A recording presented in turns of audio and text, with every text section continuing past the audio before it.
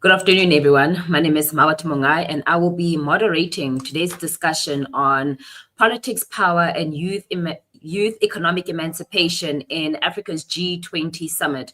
Now, these are simple yet all-encompassing words that carry complexity, history, and urgency. And for the first time since the first G20 summit that was held in 2008, an African country, South Africa that is, will be hosting this year's G20 summit. Now, the G20 summit brings together the world's largest and most influential economies to address global challenges with the aim of fostering economic cooperation. Now, this year's summit, comes at a time whereby there's a resurgence of economic nationalism across the globe, and this strain of economic nationalism is quite frankly reshaping politics and policies within the world's two largest and most influential economies, that being the USA and China. But there's also another actor, and that is the role of emerging countries. And this is ultimately infecting and affecting the rest of the world, with African countries being the most vulnerable to the shifts and economic shocks that are currently taking place. So therefore, the significance of an African nation hosting the summit at a time when there is a lack of global leadership and at a time whereby there is economic uncertainty should certainly not be overlooked. And in addition to this year's theme, which is advancing solidarity, equality, and sustainability, is quite frankly fitting. Now, the purpose, or rather within this context, it propels us to ask and unpack rigorous questions, more frankly, or more specifically, questions such as, is the G20 the right platform to address the various economic challenges, more specifically, the economic challenges that the continent is faced with? Considering that an African nation will be hosting this year's G20, it's only fitting that we address the needs of young people. Considering that Africa has the youngest population, Africa has a median age of 19, it is once again only fitting that the youth is at the center of this discussion. But over and above this, beyond young people perhaps being used as a token, what are some of the practical things that need to happen at a global level? And moreover, how can this translate into everyday national policies and therefore everyday lived experiences? Now, before we continue with this webinar and engaging in this critical discussion, let's just take care of some housekeeping. Can all speakers just ensure that when you are speaking and it's your turn to engage, make sure that your camera is on, and also make sure that your mute button is unmuted. And when you're not speaking, please ensure that you do mute yourself. And to all our participants, please do feel free to engage with us, ask the questions within the Q&A tab. And after the discussion is done, we will make sure that we address all of the questions that do come our way. Now, before we get into the discussion, let me just introduce our 5 key panelists. Our first speaker is Linen Munyai, who is a civil society liaison officer at the African Peer Review Mechanism. He holds a master's in international relations and is currently pursuing a PhD at the University of Johannesburg. We also have Kagiso, aka TK Bue, who is a senior lecturer at the Wits School of Governance, specializing in public policy, and has over a decade experience of lecturing and consulting in institutions such as UKZN, Northwest University, and the Thabo Mbeki African Leadership Institute. We are also joined by Moeketsi Kauhela, who holds an MA in sociology. He is the co-chair of the Y20 South Africa and is an education and training officer in the youth activism program at the Ahmed Kathadra Foundation, and also represents the foundation at the National Youth Coalition. We are also joined by Tami Masingi, who is a policy mobilizing and capacity manager at YD CoLab. Tami has a strong background and experience in policy advocacy, capacity building, and youth empowerment.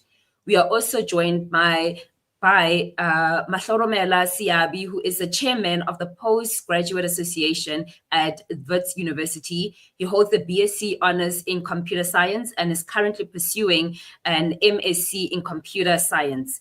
And last but not least, we are joined by Mpilo Cele, who is the executive chairman of the South African Youth Association of Global Affairs. Mpilo is currently completing his MA and is recognized as an emerging leader under the Wits University Emerging Leadership Program. Now, according to the Afrobarometer, that is, young people are more likely than their elders to express dissatisfaction with democracy, mistrust in leaders, and also consider military intervention against abusive leaders. Now, despite this, the youth's influence on national policies remains quite limited.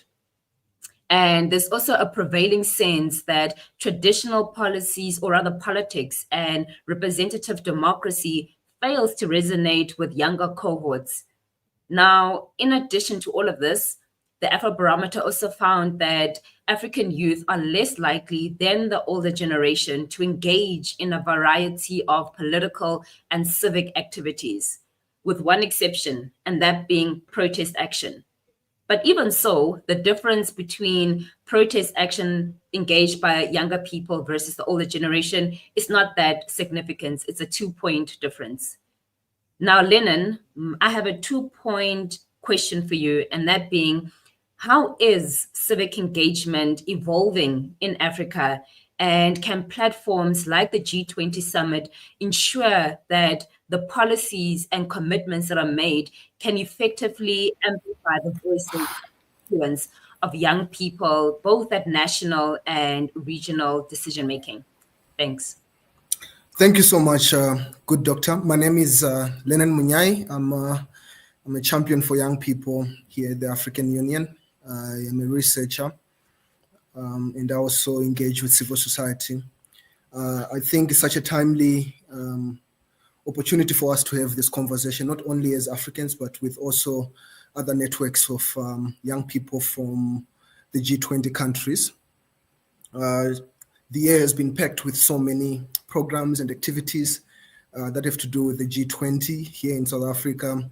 You have, for instance, the Women 20, the Youth 20, Think Tank 20, something that we should celebrate and commend South African government as well as South African people for bringing up such innovative initiatives for engaging ordinary people. I can certainly tell you that based on the data that you referenced from Afrobarometer, there is definitely a democratic backslide in Africa, with shrinking spaces for civic engagement.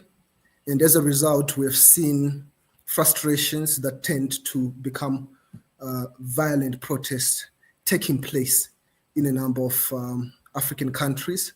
Some of them in the recent past have been, to some extent, hijacked by military apparatus and resulting in unconstitutional changes of government, in particular in the Sahel region, and some countries in the African Union are currently suspended because the African Union has zero tolerance to unconstitutional changes of government. But we're also seeing a rise in digital activism, if you like, keyboard warriors, for lack of a better term. But this is happening in a continent where access to internet is extremely low, and internet is very, the cost of internet is very high. At the moment, close to 65% of the African continent is not connected to the internet. So that tells you that as much as young people in particular are becoming more and more engaged online, learning, mobilizing, peer learning, and etc., there's a big chunk of the African population that is not connected, largely because of the rural-urban divide, the cost, and inequalities that are there on the African continent. So I really like the theme that South Africa chose that also looks at equity, something that Brazil presidency focused on. So other than the changes that are taking place on the African continent and to some extent in the global south, because I look at South Africa's chairing of the G20, not only as a South African presidency, but an African presidency, as well as a continuation of the global south presidency. So the changes that are taking place in Africa, I think to some extent also relate to other countries in the global south, in that there's increased distrust in formal institutions. While there's this distrust, there's an increasing role of civil society in voicing out, especially online. If you go on different social media platforms, whether it's TikTok, Facebook, the voices of those that at least can go online are being sort of amplified. But there's also this big population that is underrepresented and whose voices cannot be heard. And I think that's a challenge, particularly for Africans in our presidency, to bring these voices to the forefront. Now, as far as young people are concerned, I'll recommend a number of things. One, the continuation of Brazil's sort of championing of reforms of global institutions such as the United Nations Security Council. Civil society in particular, the young people in civil society can start and continue sort of agitating for that and join hands. In particular, Africa needs a seat on the Security Council. And at the moment, the Security Council is currently crippled to some extent and cannot make decisions.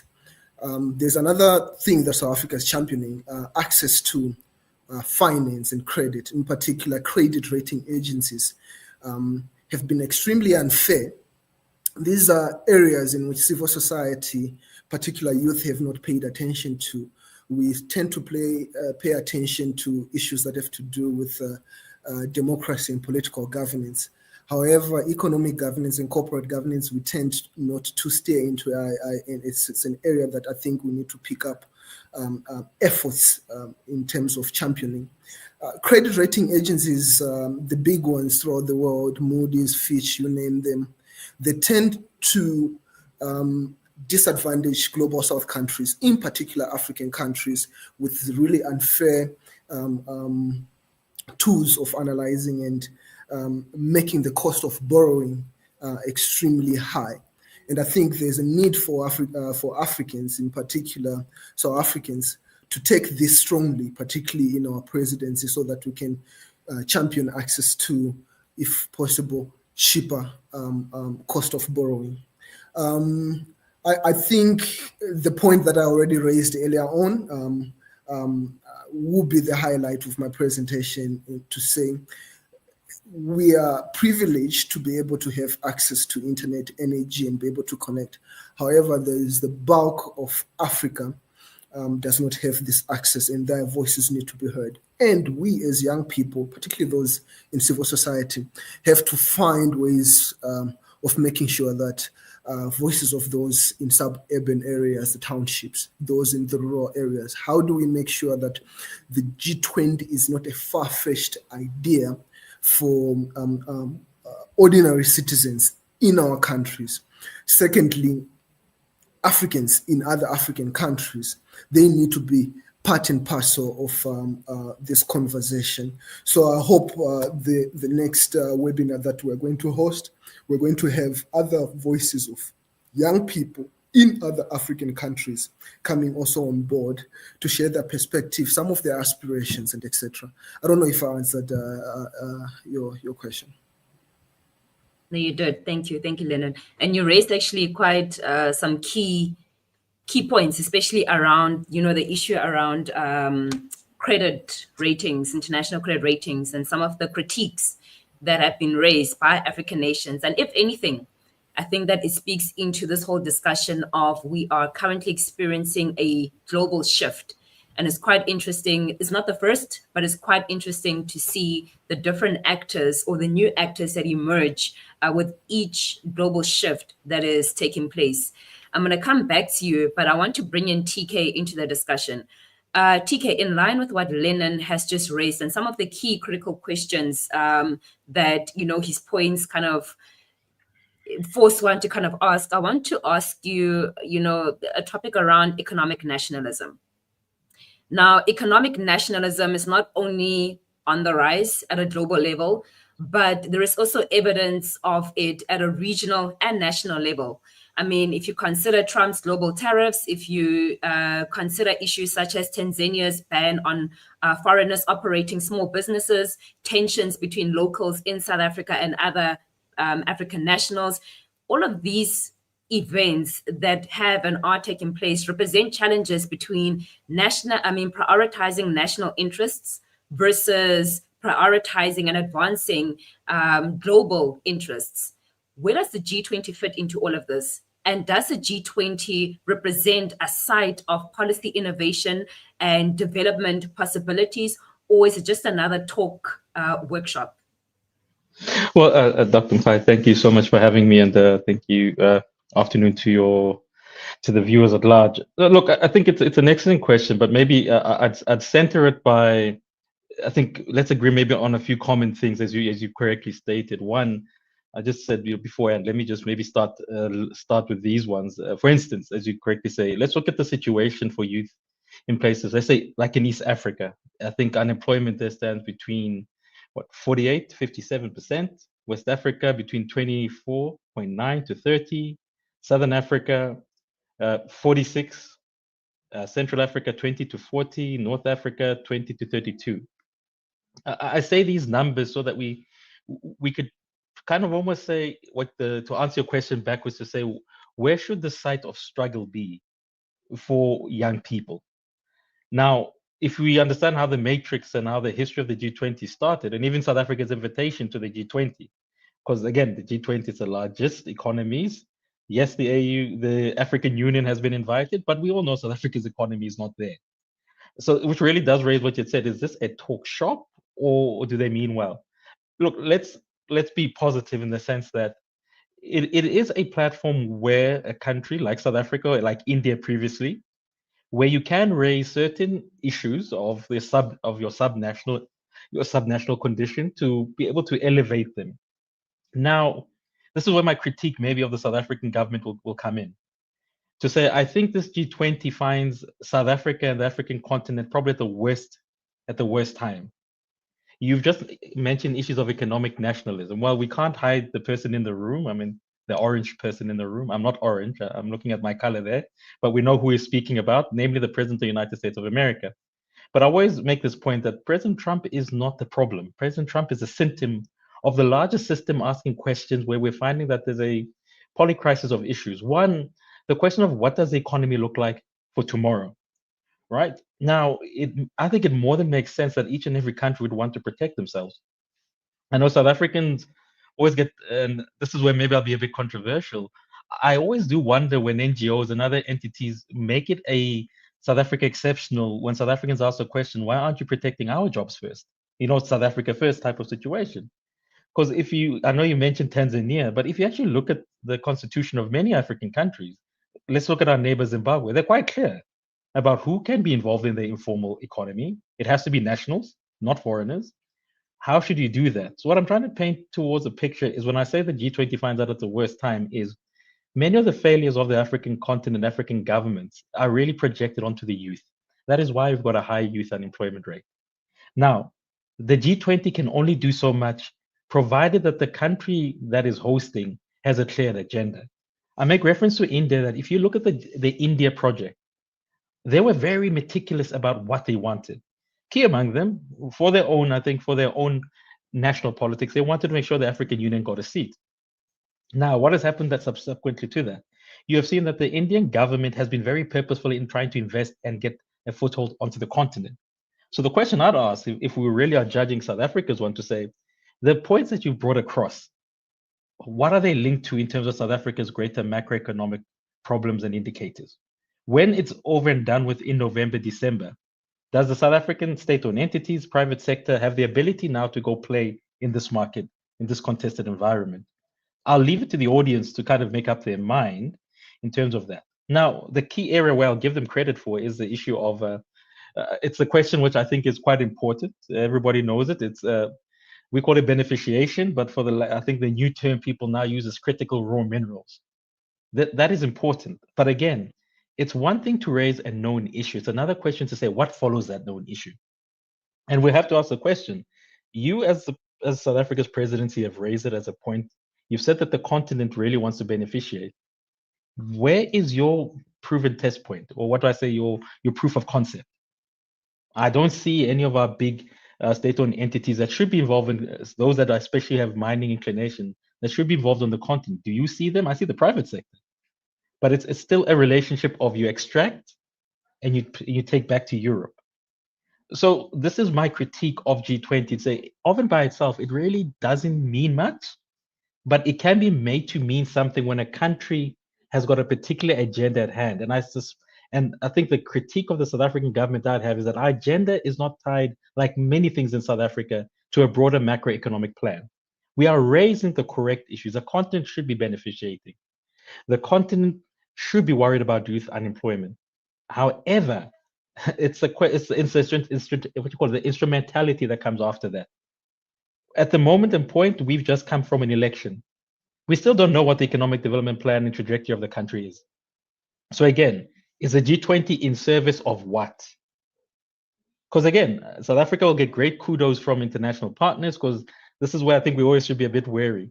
Many of the countries would love to raise this point South Africa is raising at the G20. But you should be very concerned if you're the only person marching and everybody who's supposed to be behind you is quiet. So that is probably my opening salvo to say that G20 of and by itself doesn't really mean much unless it's attached to a bigger plan. And maybe in this platform, that's what I probably want to hear more about, to say, have we seen a plan that's connected to our private sector, state-owned entities, and that's connected to a larger macroeconomic plan? And unfortunately, that's what I do not see. As it relates to the other African countries, at the moment, I'm at the privilege of working in Kigali. I'm in the Africa School of Government. That's my new place of employment. And I can tell you, East Africa is very methodical about what they want. And it's not necessarily tied to a G20 agenda. It's tied to a bigger regional agenda that they say, listen, the region has a plan, the countries in the region have a plan, and that's what they're working towards. Did they need G20? You don't even hear much about it here in places like Rwanda and in East Africa. What they're more worried about is how do they get their regional integration to work, and how do they get the economy to work? So sometimes we need to ask ourselves with South Africa, when we project ourselves as this force, I think sometimes it's a bit of a falsity in the sense that we want to be this altruistic thing, but in other countries, they're quite clear about their agenda. They're not ashamed. This is the agenda of the economy. And I think South Africa is suffering a bit from the politics of the 90s. I call it the 1994 moment that we want to be everything to everyone, but we cannot answer the critical questions of the home base. And I suspect that once this G20 goes by, many of those questions which are left unanswered, and especially questions about youth unemployment and youth participation in the economy, are going to come back home. And the key question people are going to ask is, did the G20 advance these beyond talk shops? And I think we kind of all know what the answer is going to be. Thank you, TK, getting us right into it. You raised some critical questions. And for me, one of the key things that stand out from what you're saying is it's all good and well to have this international platform. However, how does this link into the national agenda? How does this link into the current economic development plan, if there is even a concrete one? And this actually now brings me, Mbila, I actually want to ask you, in light of what TK has just mentioned now, reality is South Africa, has been facing, deindustrialization for about 10 or so years. And this has created a widening gap between the skills demanded by the economy as well as opportunities available to young people. And as a result, we are now facing a post-35-year generation that has never adequately been equipped to participate in the workforce. What are some of the strategies that South African government and the global partners prioritize within this platform, such as the G20, to bridge the skills gap, both to empower the youth entering into the economy, as well as to prevent older generation from becoming permanently excluded from economic, political participation? Well, firstly, thank you so much, Doc. Thank you so much for unveiling this opportunity to us to come and contribute. Great points made by the previous two speakers. And I think to add on your question at the moment, the issue of unemployment in South Africa, but not only just in South Africa, but also in the continent. And looking at the fact that, for example, in South Africa, you have a youth population of around 60% that is unemployed, which means these are the young people that are not economically active in the economy. They are not participating at all. And number two, we have an issue of ageism, which has entered into those politics. The issue that after 35, you're unemployable. And then you have an issue of a generation that was trained under a different economic skill set, which most of the time we can refer to that plan as the apartheid plan, for example, in South Africa, whereby that older generation grew up under. So obviously now, faced with that question in 2025, you are facing a lot of contradictions. Number one, I can say clear that for me, with how I'm looking at things, it is a failure of neoliberalism. It is a failure of how the economy was planned after 1994 to try and bring in private actors to take a critical role in building the economy of this country. And we should remember the context that this was a time whereby South Africa was transitioning from a state that was once sanctioned and excluded from the global economy to this country now that has gained freedom, and it's also gaining freedom at a time whereby now neoliberalism and globalization are at its are actually gaining favor, within the institutions. So obviously, this would face contradictions later on. Firstly, there was a point which was made about the unilateral global tariffs, that we see today. And if you look at the history of how to even come to this point whereby now we see countries such as the US, for example, then go about in doing these global tariffs, and also looking at the reasoning, for example, behind those global tariffs, you can see that the question is a question of, has globalization worked for most of us?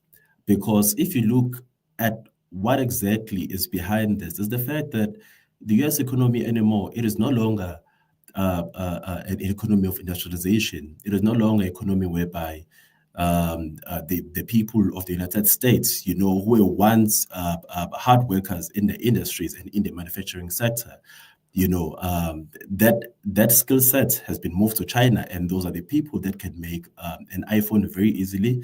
These are the people who can make the EV cars very easily and everything. And now we are left with this question of people who have a different skill set that is not fitting within this current context. Because if you look at the nature of the US economy, it is an economy that is services and finance-based economy.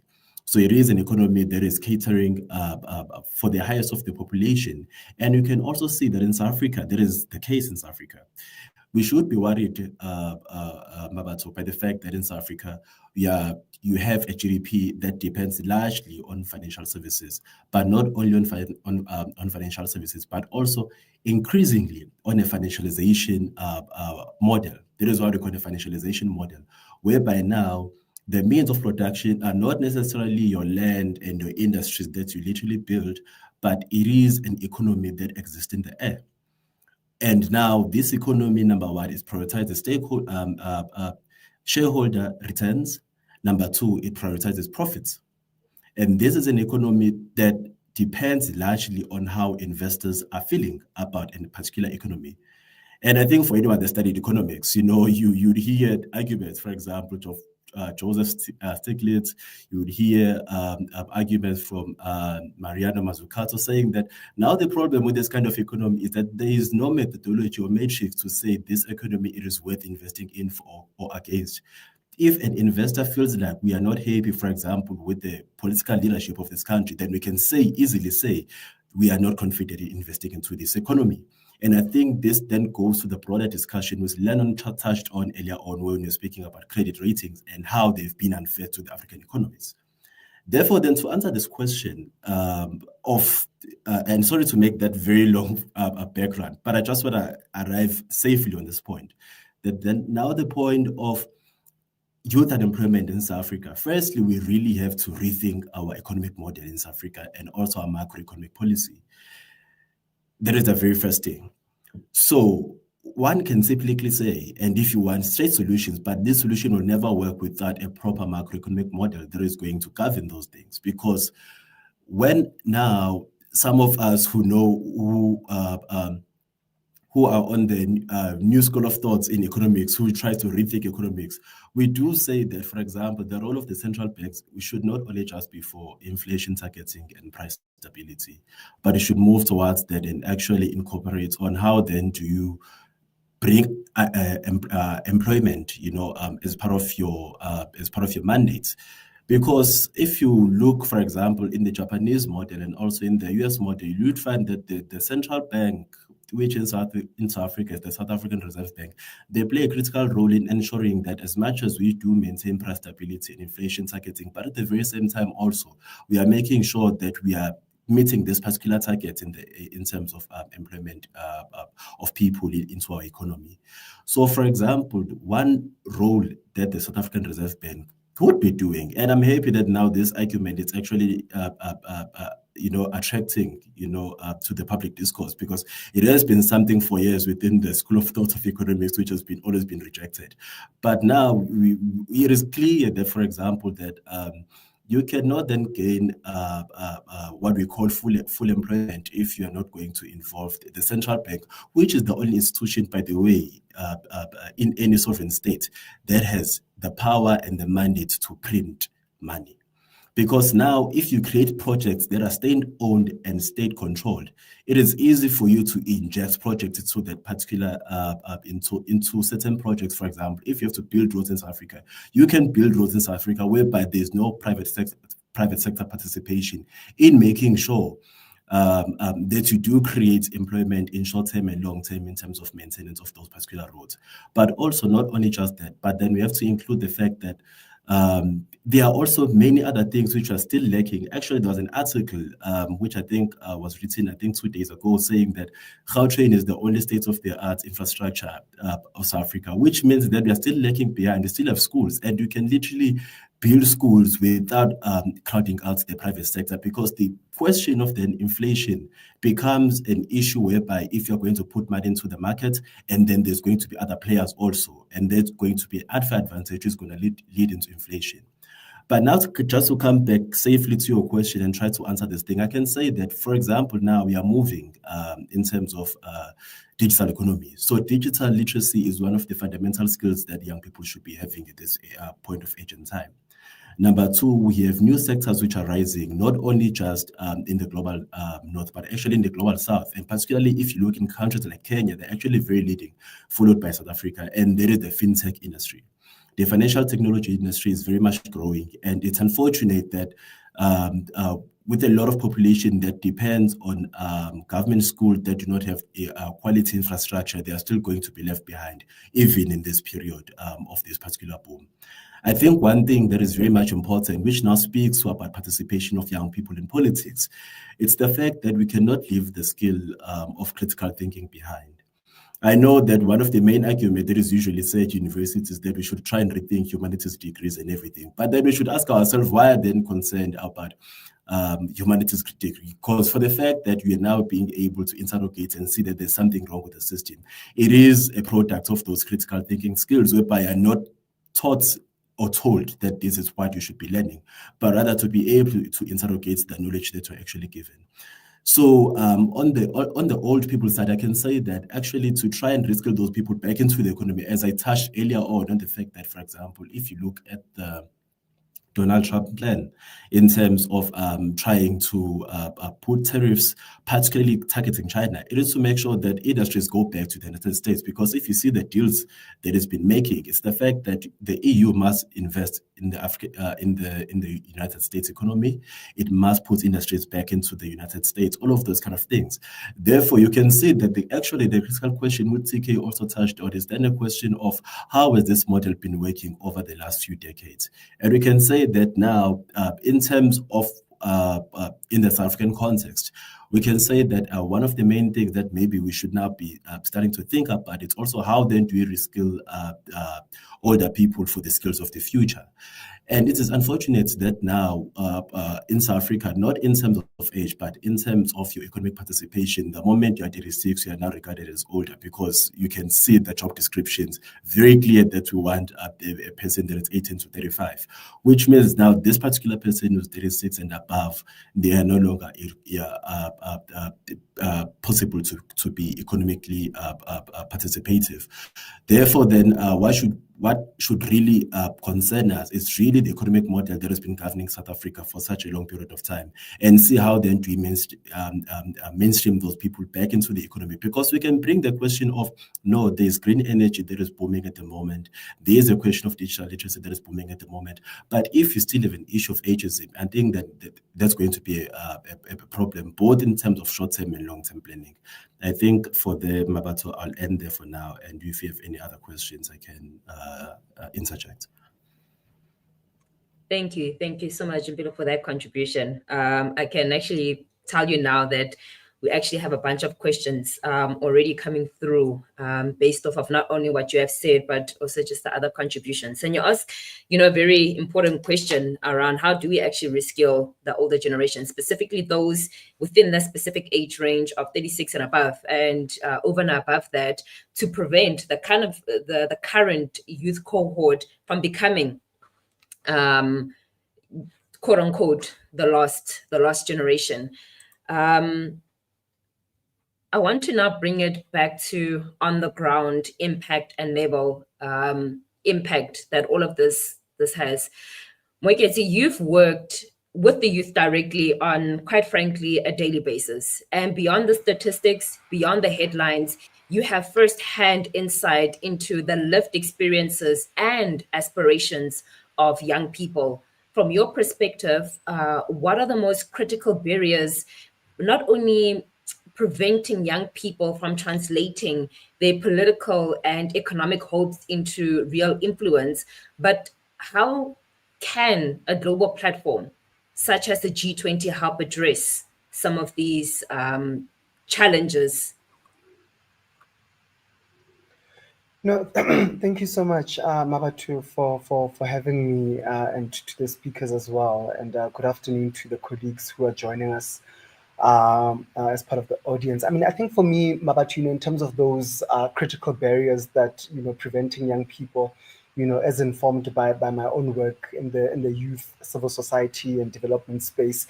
I mean, I think one, I want to speak to, I think the young people are experiencing some lack of high-level platforms. And essentially, really what I mean by that is that, when you look at the fact that many of our young people who are social entrepreneurs, right, in their own right, and also innovators, I think, there's this lack of access to particularly, significant national and international platforms where we can be able to share ideas, where we can network, but also I think, Mabatu, to collaborate on matters, particularly as it relates to, youth engagement, but also, of course, linking that to, some of these national goals that we have and even global goals that we have, like the Sustainable Development Goals, right? And where are we in terms of those goals and meeting the targets of those goals? And really, for me, the second one with regards to some of these critical barriers, Dr. Mabatu, is on skills gap, right? And I think both the speakers before me spoke to this, right?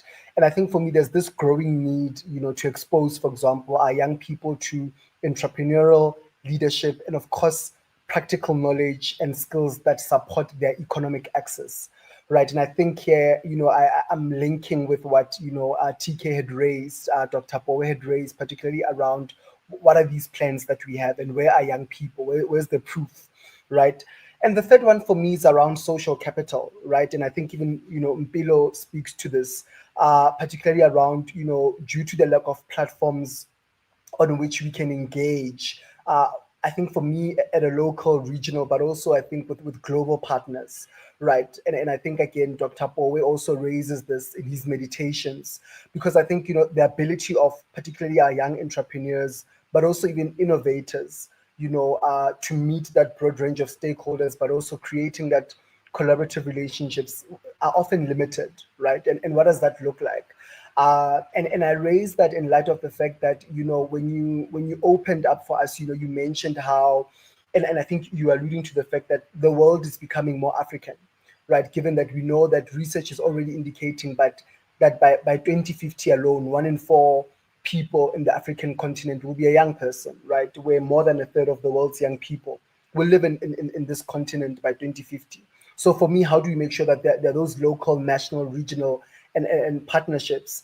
But also, I think for me, the fourth one would have to be on economic access, right? How do we empower our youth to leverage, entrepreneurship as a pathway to, again, economic inclusion, but also contribution, which I think is very critical.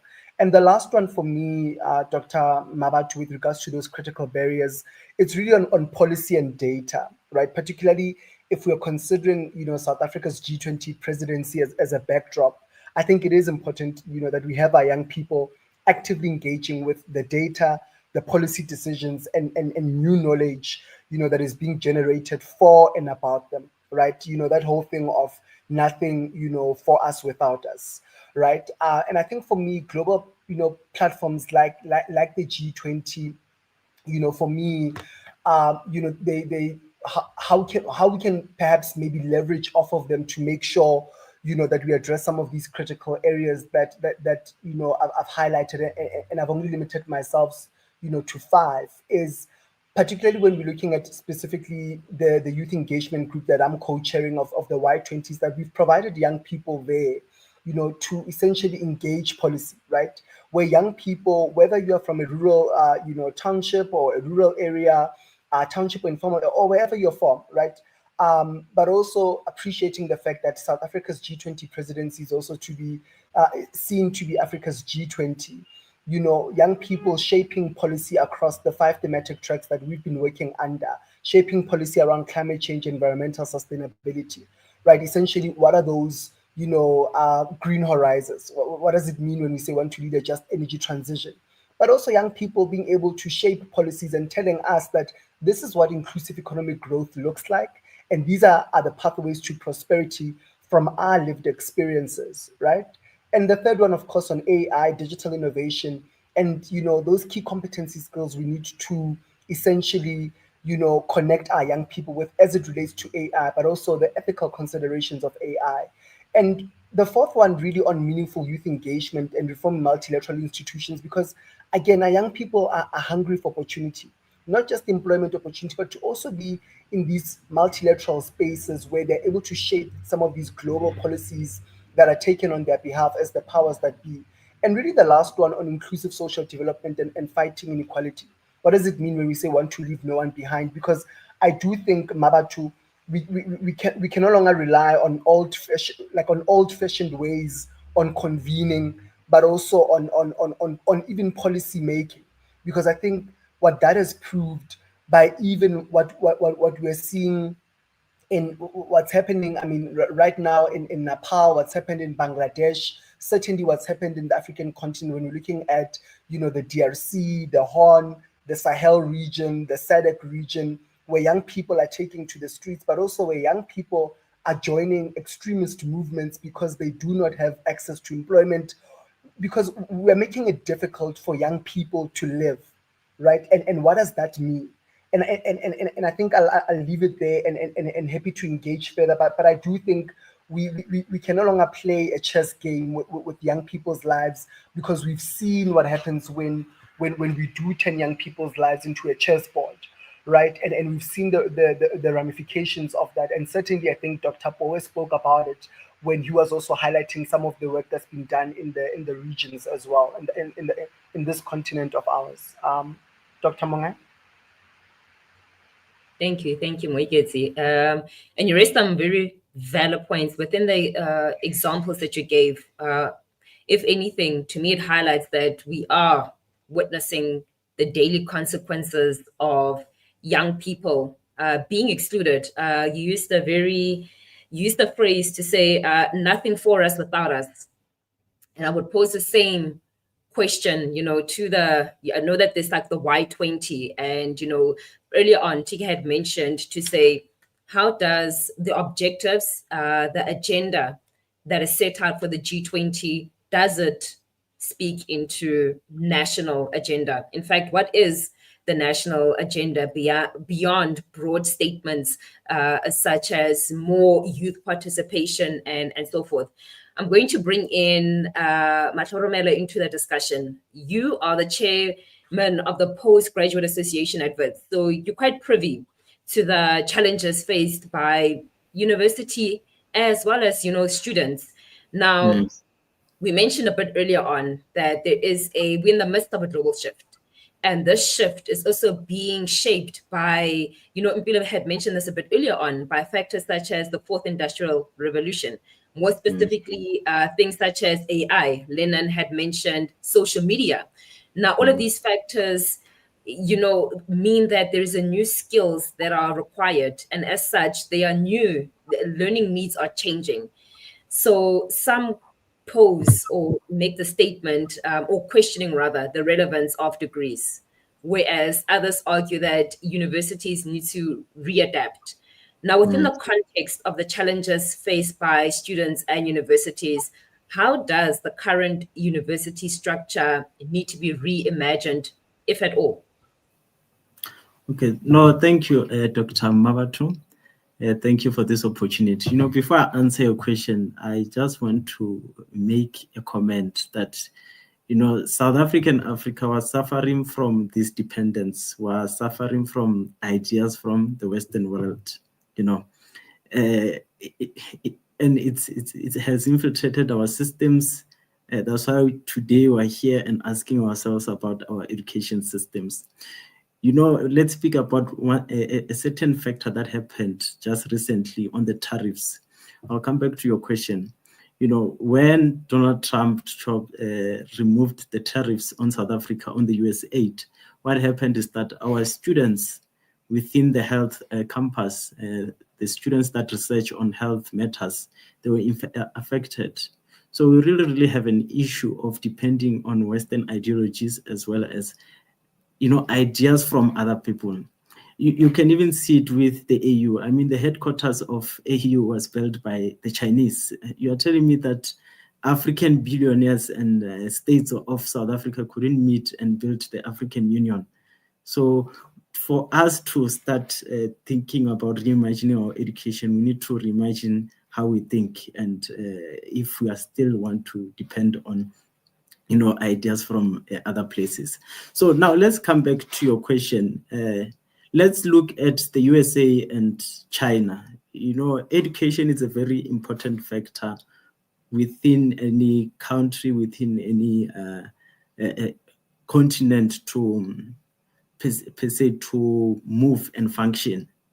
So the USA, has this thing of taking our talent from Africa and they go to their institution, your Cambridge, your Harvard, and they create research from that side. And the research is relevant to what? To the USA. It's relevant to the United Nations, the European nations, So that's what has happened. It's a brain drain. But one strategy that was employed by China was to deploy its students to the USA, all these prestigious universities. And those students came back to China. And look at how China now it's moving. So China had employed its own strategy. The question is what's happening with the Black Africans which are in these other institutions? But that's a question to just look at. It's something that to look at. Our education is not relevant to our growth today. There's a down looking on our TVETs, not only on universities, we also have TVETs that are being downlooked. We still need plumbers. As much as, yes, we're in the age of AI, but we need a plumber. How many infrastructures are here in Johannesburg? How many roads needs to be fixed? There's another issue of gender-based violence by teachers. It's from primary, secondary, and also high school. And there's also cohesion up from lectures on our students. So when we speak about reimagining our education, it can't just be in one approach about skills. We need to look at it at a broader level. And there's some neoliberal liberal Black officials. You'll have a vice chancellor who's earning 7 million. I mean, he could take why shouldn't he just earn $1 million or 500,000, and the other money goes towards our students, and our students start learning about this AI, and we reimagine how our education system should be shaped. Something I want to touch on is the concept of education. Education is a right, but it has been commodified in South Africa and most nations in Africa. It's a right. So what needs to happen? Right now, our students are going to be blacklisted. And we're speaking about G20. I don't know what G20 will assist us to do. I just think that is just a networking session for our presidents and officials, But coming on the solutions, because it doesn't assist us to just speak about, the issues that we face, but we need to see how we move forward in terms of advancing our country. But this conversation here with us alone, it won't go anywhere. We need the officials, we need the decision makers. But again, the decision makers today, it's people who are not representing Africa. So really, I don't know if we're going to change or not, but I'll still continue to speak because that's what we'll do. We will still speak. Look, I would like to argue that our education system teaches our people in a blanket approach, from basic education up until higher education. So we need to have a targeted approach. Some students learn by visual, some students learn by listening, some students learn by all of the above mentioned, So we need to have a targeted approach towards our students. With the age of AI that's coming in, we need to see how we can adapt the AI to have a targeted intervention on each and every learner we have within our institutions, within our schools, starting from primary up until where we are today. But furthermore, we need to also increase mental health support at our schools, starting from primary. I won't speak about university alone because it starts at a young age up until where we are. In Pedi, there's this word proverb that we say that tutela bogolo ya roba. So you need to start them as they are young. Another thing we need to look at now is the lecturers at our institutions. Now we hire someone who did maths alone to become a lecturer. That's another issue. This person doesn't know how to teach. So there needs to be a targeted approach in terms of upskilling our lecturers to be able to teach. You can't tell me the entire classes fail and the issue is the class. So the issue is not the class. The issue is that we have someone who's just been an academic for their entire life, just writing their research and releasing papers. Today they must teach. Today they must lecture. So that's one issue that we have. And then something that we need to look at is we need to shape and think about how we can research and work towards African issues. And for us to work towards that, we need to embed history within our education system, starting from primary, from grade R, up until university. At university level, if you are doing civil engineering, you will need to be taught about the civilization of Timbuktu. You need to know how those buildings were built and what made them to be erosion resistant. Today, we just have tar roads that erode year by year. I don't know what's happening. I don't know, is it the quality of our education or it's what? But we need to embed the history, but the history of Africa. We had establishments back then that were relevant to Africa. So we need to go back, embed that into our system. If you're doing computer science, we need to embed history that aligns with mathematics within the African context. That's how we're going to solve issues of Africa. It's not going to take 2 years to change. It's going to take years. So we need to be committed if we want to change. I still want to argue that, we should stop being, followers. Fourth industrial revolution, we're following. It's AI. We're following again. How many people will be part of the AI? How many people have access to electricity? How many people have access to telephone? How many people have access to internet access? So we're still followers. We have our own institutions, the Pan-African University by the AU, So we need to take our support towards the Pan-African universities, but how do we make them, uplift them to be as high as your Harvard, as high as your Vets? It's about research output. We need to research something that is relevant. And what is relevant to Africa? That's what we need to determine. What is relevant? Is democracy relevant to Africa? But that's not the main question of today. So we can speak about adapting to social media and whatnot, but we need to think about what is relevant to us. We still have a long way to go, and we need to start now. It's in our leadership that needs to be changed. There's a lot of areas that we need to change. We need data for our institution to go higher, for our people to learn about AI, but AI that is relevant to Africa. Instead of our people using ChatGPT, we need to have our own AI model in Africa. But for you to have to store your data, you need data centers. Data centers need electricity. So, it goes back to the leadership on making interventions. We now will be dealing with symptoms right now when we say, oh no, we need to start dealing with AI. There's an issue, electricity access, that we need to think about, And from there, I'm telling you, things will change. We'll have industrialization that we need. We'll be able to move from importing finished goods, to exporting finished goods. We'll stop this thing of exporting our gold to these nations, because that's what we want. We want to understand how Mapungube, had gold and they molded their own rhinoceros, there. We need to use that history, show that knowledge, it's within. Knowledge is not, taken from somewhere else. We can still uplift our nations as South Africans and Africans. So there needs to be some decisions that are made by our leaders. Or we also need to make a decision that, are we happy with the kind of leadership that we have? That's my comment. That's my 2 cents.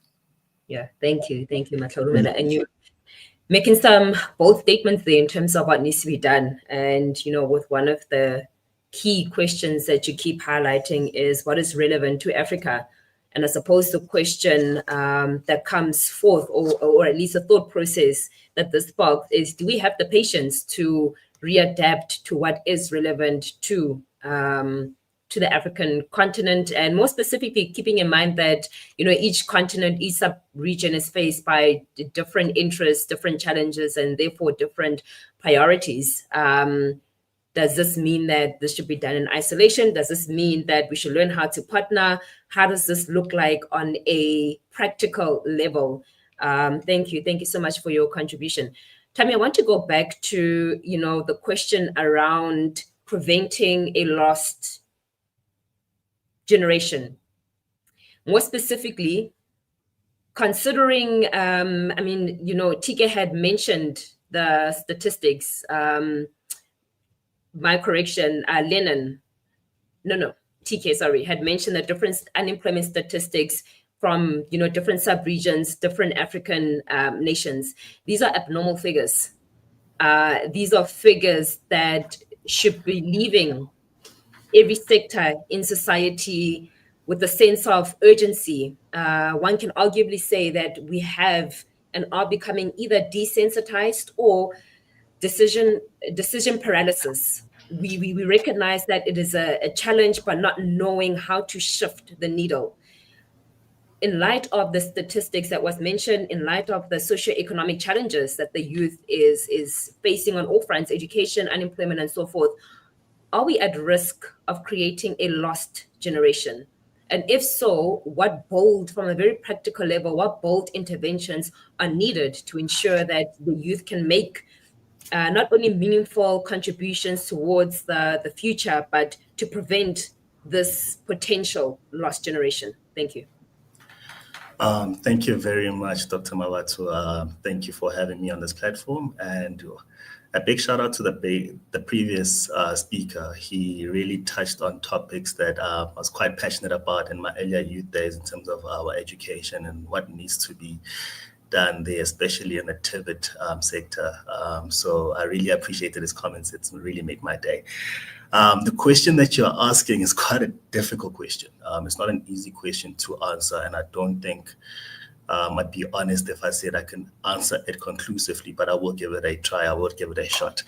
I think given the current status of South Africa and Africa, I think my answer will also focus mainly on South Africa as a frame of reference, is that it's quite easy to fall into the trap of despair. It's quite easy to fall into the cycle of hopelessness when you look all around you and midday at 12 p.m., the streets are filled with young people in the townships and rural areas lazing around and having nothing to do that is productive, right?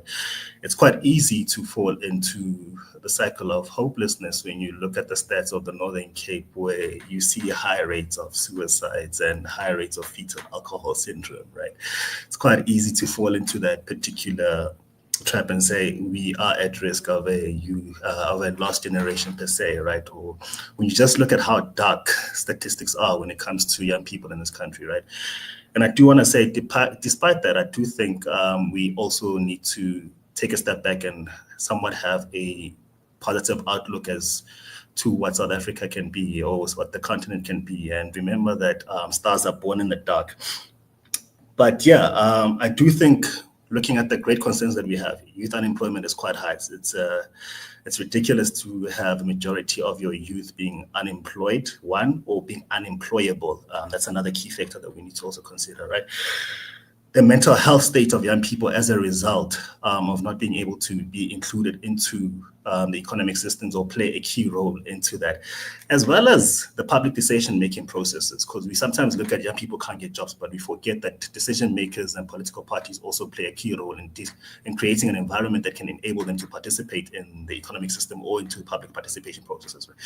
So, we need to also look into the concerns that are linked in and around that. And I want to just use a basic example of elections and our education system. So I've been advocating for youth participation in electoral processes since 2016, if I'm not mistaken. And every election cycle, there's the common question: will young people vote? Will young people show up? Will young people participate? Which is quite a boring question because it's not looking at what's the build up to that. It's just looking at the outcome, right? And it's too late to ask that question when political parties are campaigning. We need to look into the whole entire electoral cycle, right? So for me, my question is always, when they ask that question, is an 18-year-old will be voting for the first time this year, whether it's local government elections or national elections. Does that 18-year-old know what a mayor is or what a mayor does? Do they know what the role of the president is in setting up his cabinet?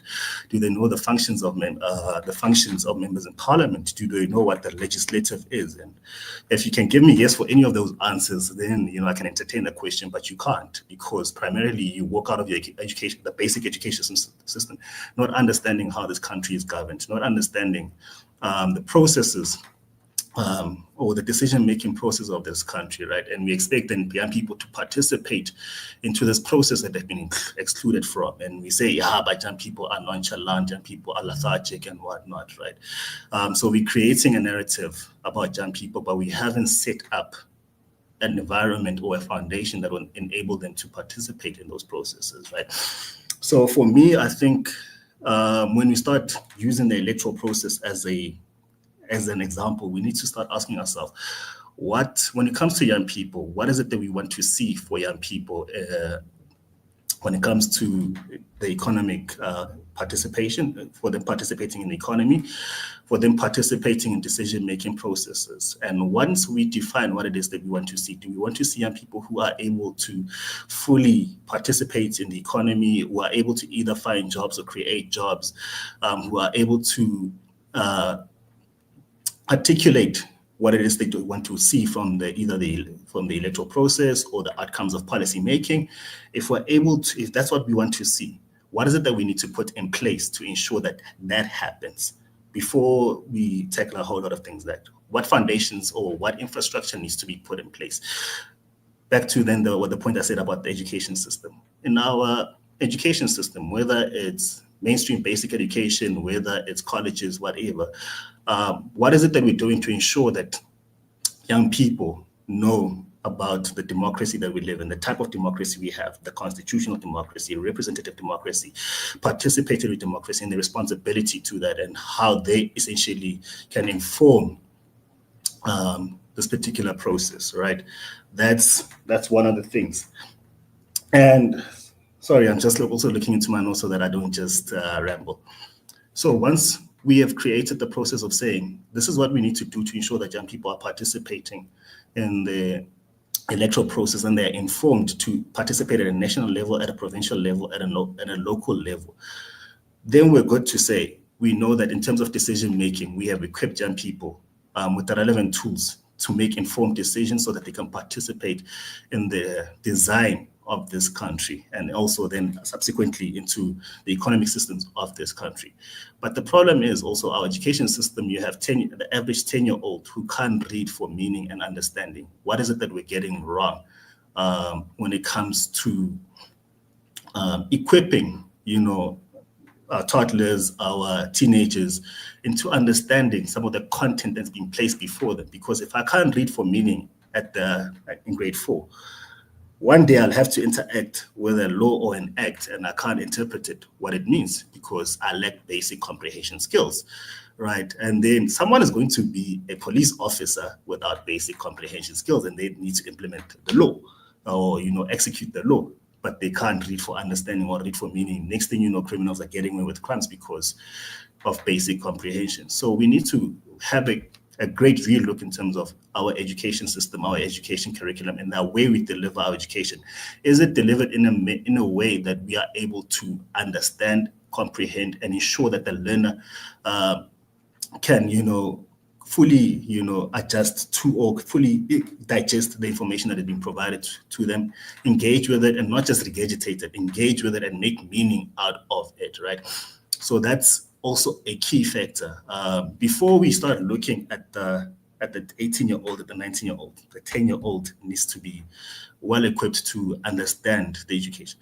Secondly, it would be the question of, are we being taught things that are relevant for us to eventually participate in the economic systems, right? Am I being prepared for the marketplace? Am I being prepared to create my own jobs, right? And if the answer is yes, great. If the answer is no, we need to then reevaluate and look into that, right? That's one of the things we need to look into. And I think with young people as well, we need to organize and mobilize. Change is not going to happen via osmosis or because, I have a good idea, hey, this is what I reimagine the world to be, and automatically change is going to happen. No, we need to be mobilized. We need to organize and mobilize. If one thing shows like Ushaga Ilembe needs to teach us is that power is not given, power is taken. And if we want to take power from the elders and ensure that young people are providing direction in a manner that benefits and includes them, we need to organize and mobilize and ensure that we are also defining the agenda that is inclusive to young people of all demographics and all regions of the country, right? And then in some of the programs that we design, we think of, or we implement, we need to factor in two things: a proactive program and a reactive program. A proactive program is ensuring that the 10-year-old is able to read for meaning and understanding.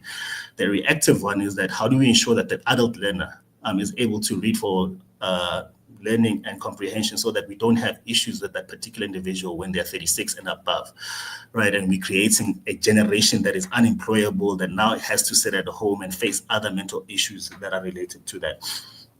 And then I also, for me, just to summarize, what I'm trying to lead towards is that we need to essentially get the foundational aspects correct. We need to ensure that the foundation is correct, right? Right now, there's a lot of talk about AI, robotics, and fourth industrial revolution, right? And the need for us to be players in there. But the third industrial revolution still needs to be addressed. We still need to address the issues that come with power supply, with infrastructure. So you want me to be effective in using AI tools, but I don't have access to a laptop or data. I can't even, use a basic Excel sheet, but I need to be able to do coding. That does not make sense. So if we start ensuring that the basics are adhered to before because I think that's also the tendency that South Africa has when it comes to trying to play the big brother role, is that we always want to rush with the trends without ensuring that we've covered our basics, we've covered our bases correctly, and ensure that everyone is, no one person is left behind. So yeah, just to summarize that is that we need to think, what is it that we want to see young people do?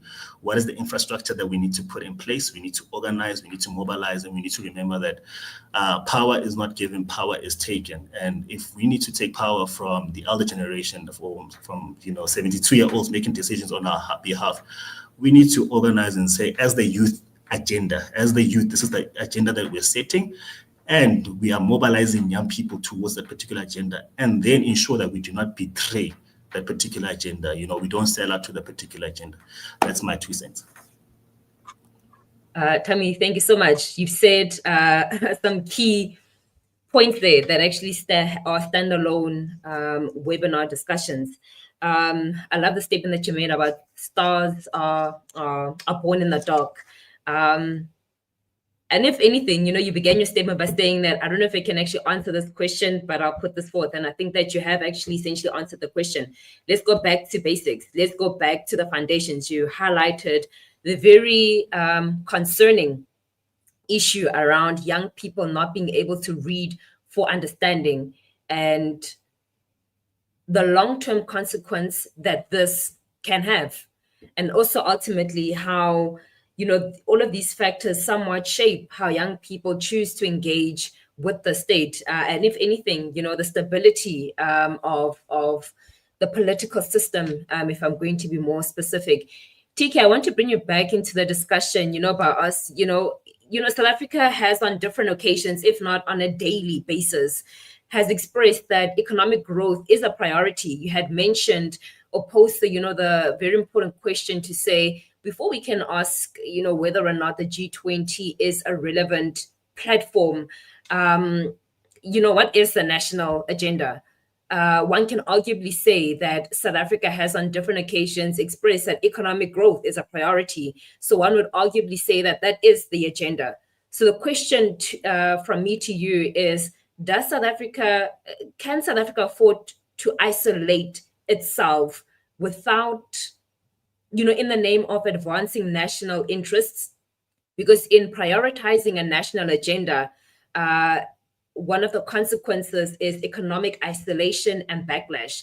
Is South Africa in the position to unapologetically advance its national agenda? No, and thanks for that. And I've actually got an article, I'm supposed to finish it today, about looking at South African national interest. And look, let's be very clear. South Africa doesn't have a national interest. I know that you come from the world of IR. You're going to say, but TK, DECO's got a document called the National Framework for South Africa's National Interest. I've read the document. I've spoken to DECO and I've told them, you can't say everything is a national interest. If everything is a national interest, nothing is a national interest. Because basically they repeat what the Constitution says, and you're asking yourself, okay, then how do you make hard decisions? When hard decisions face us, what's the adjudicating thing? And at the moment, we don't have that. The one thing I think we can characterize the era of previously of President Jacob Zuma and now of President Cyril Ramaphosa, because I think his legacy is set in stone. There's nothing at the moment you're going to get going forward that is new. It is optics and confusion. When countries speak of a national interest, and I'm going to make it very practical so that the audience can understand it. President Trump puts it quite clearly, it's America first. What does that look like? Well, it's a blunt instrument. He goes to say, listen, remember, this is America, it's the bastion of capitalism. He says we're going to take 15% of Intel. He goes to the leading tech company in the world, NVIDIA, the ones that allow for these very super, super small and very thin microchips, and says, listen, you can take your products to China, but you're going to pay a tax. Now, that's the definition of a national interest. Why did he do that? Because he says, look, there's a feeling in America, America is in decline, and part of the decline has been necessitated that there's a competitor. And the competitor is not just simply saying, look, you want to replace America, but it's competing with America on the key industries of the future. So what do? By the way, this also extends to Biden. They simply target it for purposes of national interest. Tell me, when's the last time South Africa targeted anything for purposes of national interest? Think of it. Think of an industry, right? Think about the. Let's speak about the steel industry. I come from my hometown is the Vaal, Mfuleni. Mittal Steel is literally creaking, and it will collapse. Is steel an interest for us? Electricity, right? I mean, that's almost like a basic. What I'm trying to get towards is this government does not have and doesn't understand what national interest is. Now, if I think what the audience is probably asking is say, look, I think we kind of all figured out that we don't have a national interest. What should it look like? And I'll be very blunt in putting it out there. South Africa's national interest, and maybe the answer to the question directly about, look, South Africa, by virtue of the makeup of our economy, South Africa will always have to be a trading nation. We literally don't have the ability to close shop for anyone, whether it's on the continent or whether it's a global world.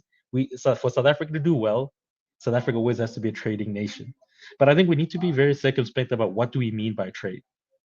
I'm not one of those who says, listen, you just simply ignore America. I think you pick and choose what you want to take from America, right?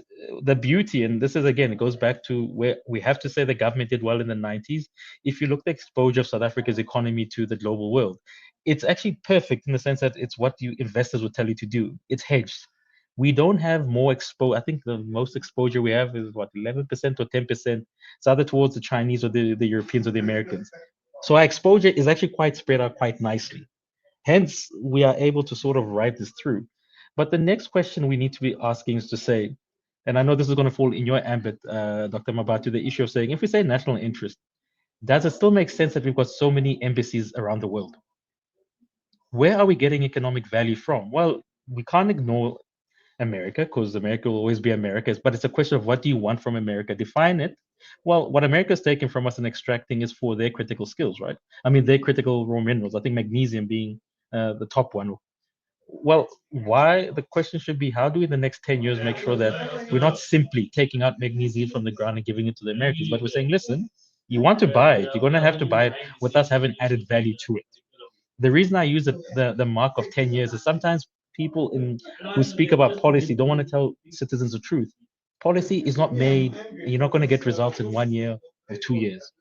By my calculations, and they can always be wrong because they're my calculations, we are literally 10 or 15 years behind of where we should be, based on poor mistakes and poor leadership policy-wise. Colleague previously spoke about education. We only now, it's a revelation that we must do early childhood development. That kind of proves my point. We're 10 to 15 years behind the curve. So and then obviously Europe, we're going to be circumspect. Europe is in deep decline.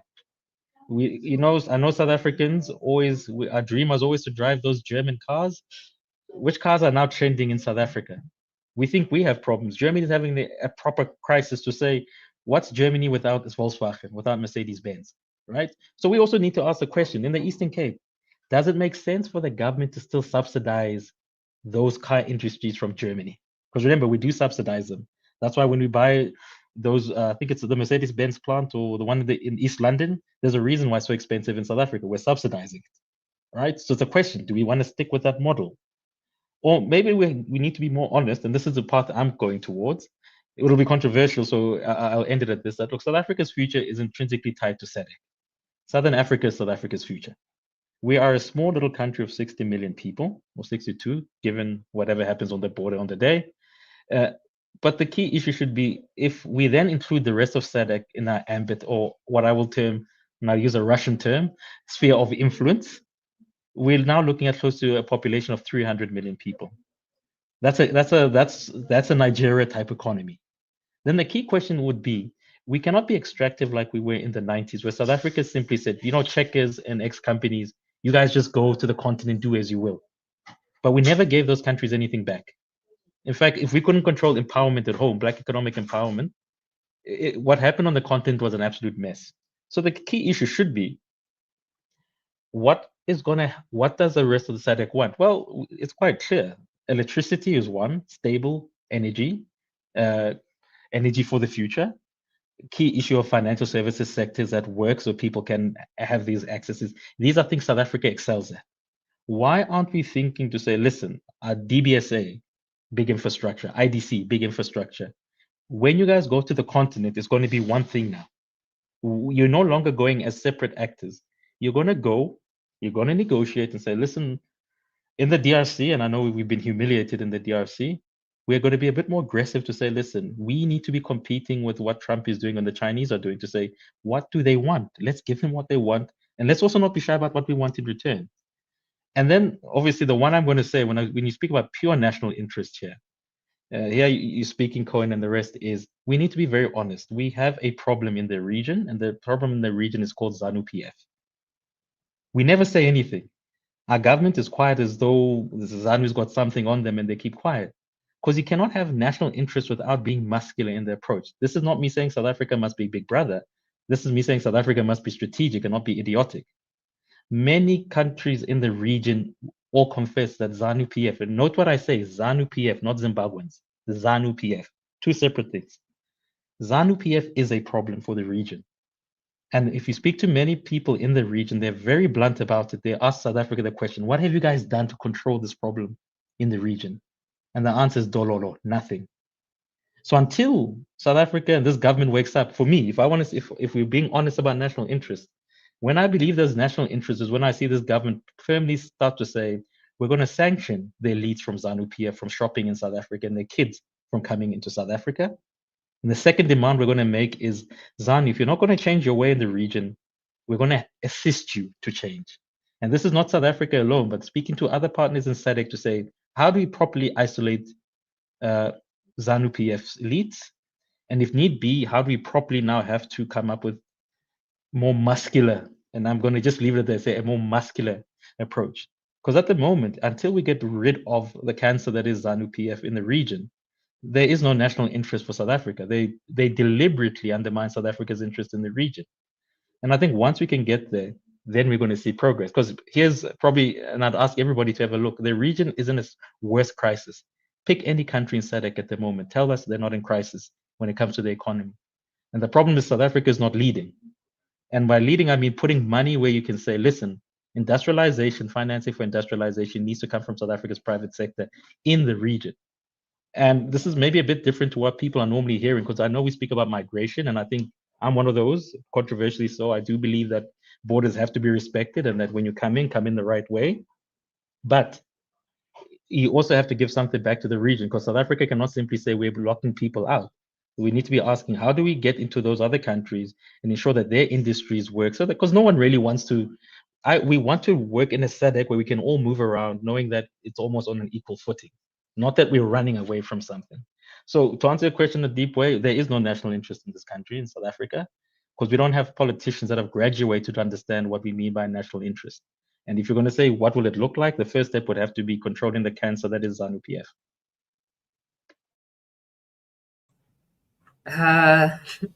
TK, you raised some very valid points there, especially around this whole notion around liberation brotherhood.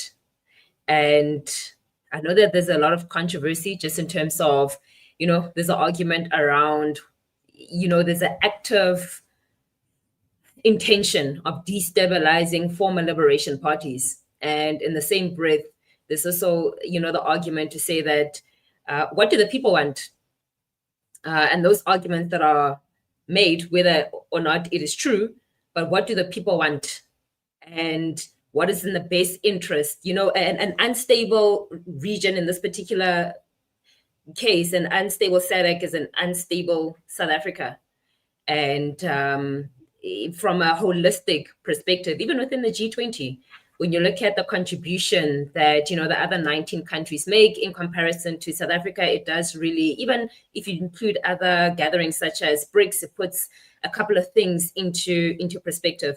Mpilo, you know what? You made mention of a very important point, and that around, the digital economy. More specifically, you had mentioned that, we speak about our digital economy when we've got not only a digital divide, but also other issues such as, educational divide.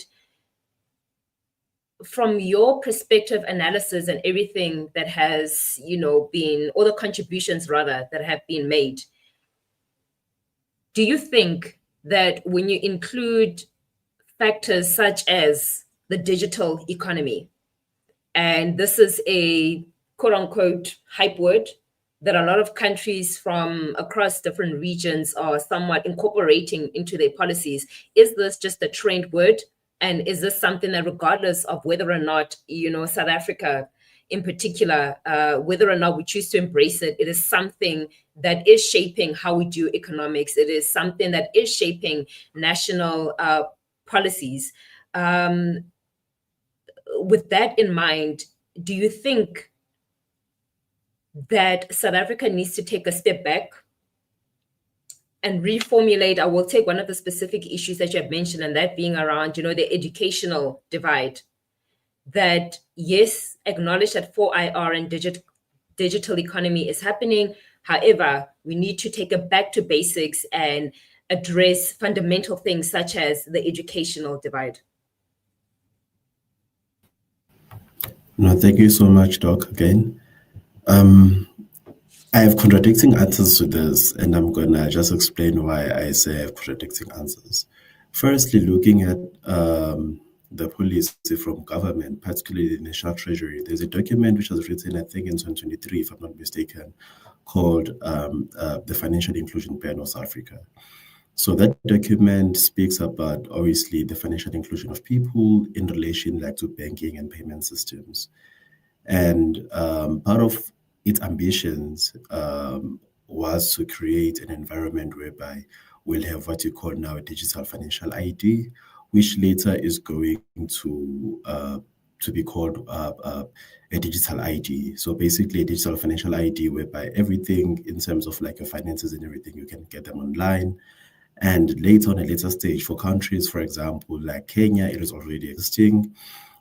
Countries like Ukraine, it is already existing, whereby now we have a digital ID. So to your point, if the government, are they implementing this in their policies? Yes, they are. However, there's a big problem in terms of this implementation, and it's an implementation of divide, as I just mentioned it. It is a situation whereby there are people who are going to have access to these digital services, but not everyone. It is a continuation of what we've been saying, for example, since what we know as liberation in 1994, whereby we all thought that we are going to have the same equal footing into the economy. But then we're faced with a problem whereby other people were not equipped enough to be able to participate into this new economy, particularly the financial services economy, which is booming and actually contributing a lot into the country's GDP. So on the point of should we take a step back, I think firstly is not a point of taking a step back, but rather it's a point of doing the most basic and necessary things, such as building infrastructure. I think one of the speakers mentioned a point that we cannot be speaking about the fourth industrial revolution and speaking about coding and AI, all of those kind of things, whereby the children who are studying physical sciences, particularly chemistry in high school, today they have to imagine what a chemical looked like because they don't have any laboratory. Something that has been studied for decades and decades, but even today you still have students who have to imagine how a popping hydrogen sun when it comes off the of the hydrogen, how it sounds when it attracts oxygen. They have to imagine that, and they have to put that into practice, and they have to pass those particular things. So we cannot be very that much ambitious, even if though now the government is implementing those things, because you can see that coding and such things are being implemented in making sure that actually we do participate in the future and in the economy of the future. But now what is going to happen is the fact that you're going to have a very few number of people that are going to be participating, that are going to be skilled up, with those knowledges in terms of digital inclusion as well as digital literacy. So the fundamentals are two here. Number one, you must make sure that you're not left behind in this train that is moving, because you cannot stop everything and say, let us go and fix the basics and let us not do what other countries are doing. But secondly, we should make sure that what we call "do not leave no one behind" is not only just a slogan, and that it's basically just a slogan alone, which is not going to materialize. But we should really be concerned about touching the basic necessities, such as ensuring that, firstly, in South Africa, I'm going to go back to this point. There is no way that you are saying you're going to develop this economy while the majority of the people, which are young people, are actually not contributing economically into the system. There's no way that you are going to do it. And if you are going to do it, you're going to be faced with the very same problem that now the middle class in South Africa is actually faced with, by high taxes, but those taxes are actually not contributing anything meaningful into the economy, because when they are paying such high taxes in South Africa, we're actually up there with Scandinavian countries in terms of paying taxes. But on top of that, those taxes that you're paying as a South African, particularly as a young person, what then happens is that you still need to pay for education if you decide to have children. You still need to pay for private healthcare. So in a way, we are not doing anything as government to make sure that there is state capacity in order for you to create those particular things. And I think Prof. TK has already spoken much about it in terms of what needs to happen from that particular aspect. But just to answer you, Mabato, in terms of is the government doing something about it? Yes, they are doing something about it. But the main problem is that there are a lot of people that are still going to be left behind. We are seeing a pattern, and they are not doing anything to change it. We are going to see very few schools, even now, and there's a whole policy in the Department of Basic Education about teaching coding.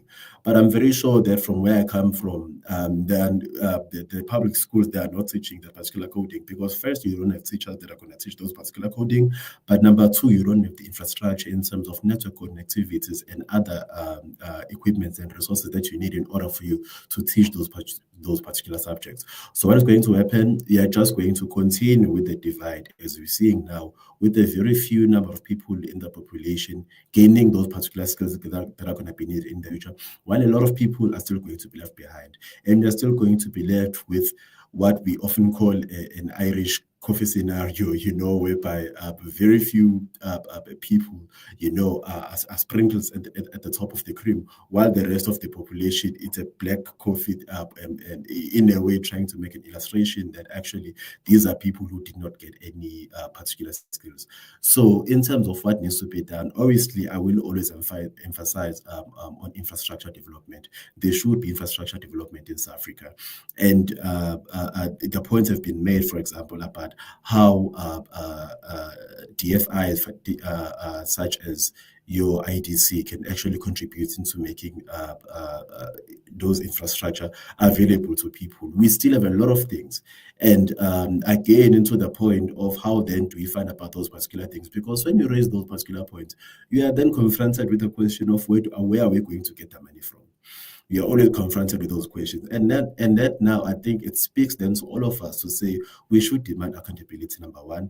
We should demand accountability, but also number two, we should really start and rethink economics, because it is a social science. As much as they try to make it a science of its own, economics, it is a social science. You do model it in the way that your society is made up into making it work for you.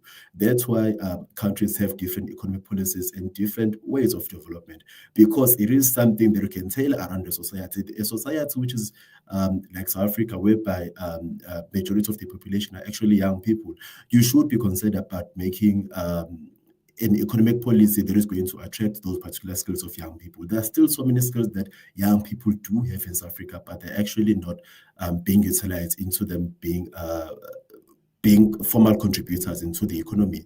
For example, if you look into the economy of Japan, which is a huge growing population, you can see that the kind of economy that they have, it speaks to that particular kind of population. And obviously, we can talk about the decline that we've been seeing now.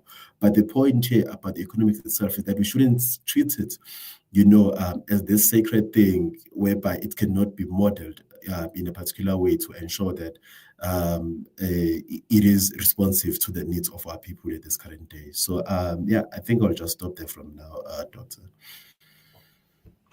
Thank you, Mpilo. As you're speaking, what comes to mind, I'm just, making the different connections and contributions that were made, just to say that in highlighting and in acknowledging that each country is faced by its own challenges, and therefore the economic, political, national policies, therefore, are informed by the specific national challenges that are addressed. You touched based on the issue that Tammy raised around,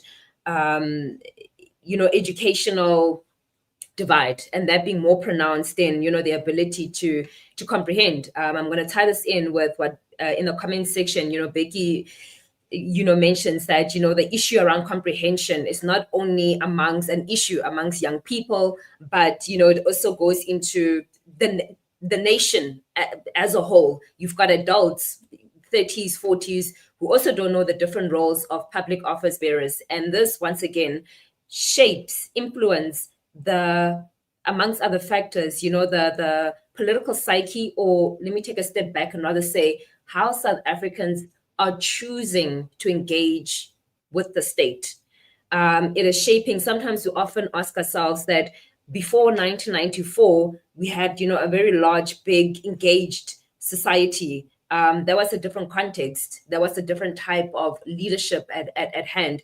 And Impilo raised, one of the key points that you also raised, and this is something that TK also highlighted, is, also the whole issue around leadership, governance, or the lack thereof.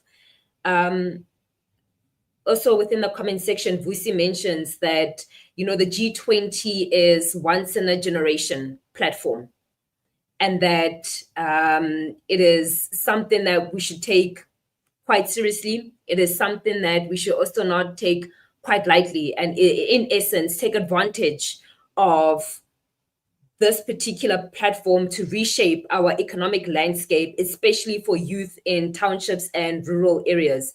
Moiketsi, I want to bring you into this. I'm going to go back to that statement that you had made around nothing for us without us. Young people have overtly and in different ways voiced their needs. I opened up this discussion by mentioning the state of civic engagement over the years. And in essence, civic engagement amongst young people, not only in South Africa, but on average throughout the continent is declining. And some would say that, this despondency that is rising because the needle is shifting. What is the needle that isn't shifting? And in drawing back to what Vusi made, the comment that he made around, let us just, essentially what I get from what Vusi is saying is meet the people where they are. If the issue is around reconfiguring an increased inclusion of young people among townships and rural areas, it may not look grand. It may not look, quote unquote, how it looks like in China, in Thailand. It will look like what it needs to look like, and essentially reimagining what economic development is.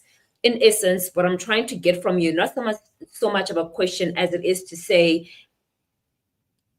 do we indeed need to reimagine what youth economic development is, and therefore youth participation within this reimagined version of economic development? That is quite a broad question, but I trust that you'll be able to tackle it. Moigezi?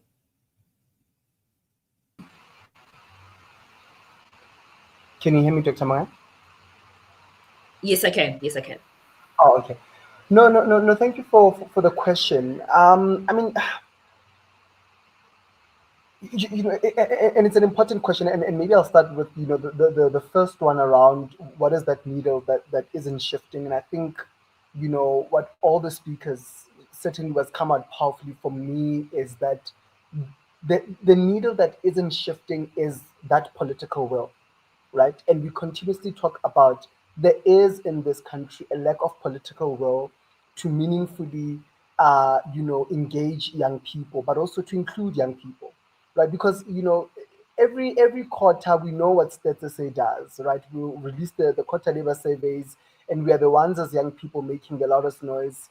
We've got institutions like Mistra, we've got academics here like yourselves, including Dr. Bowe, who've been doing this work, who've been trying to advise at multiple levels in your own ways, your DECOs, the Department of Women, Youth and Peoples and Persons with Disabilities, the Education Department, the Higher Education Department, and the various government departments that we have that are supposed to, not only shape policy, but also work towards, implementation of that policy, not only at national level, but also I think at a local level, right? But oftentimes we see that there is that lack of political will. And yes, at the same time, that can be attributed to some of the challenges that Tammy highlighted around comprehension, right? We know the fact that, especially when you're looking at the Auditor General's reports, the damning reports that she releases around the fact that 2025 South Africa, we still have municipal managers, right? The people who are entrusted with running those municipalities effectively not being able to read the Excel documents, the budgets and so on and so on, right? And for me, I can't answer.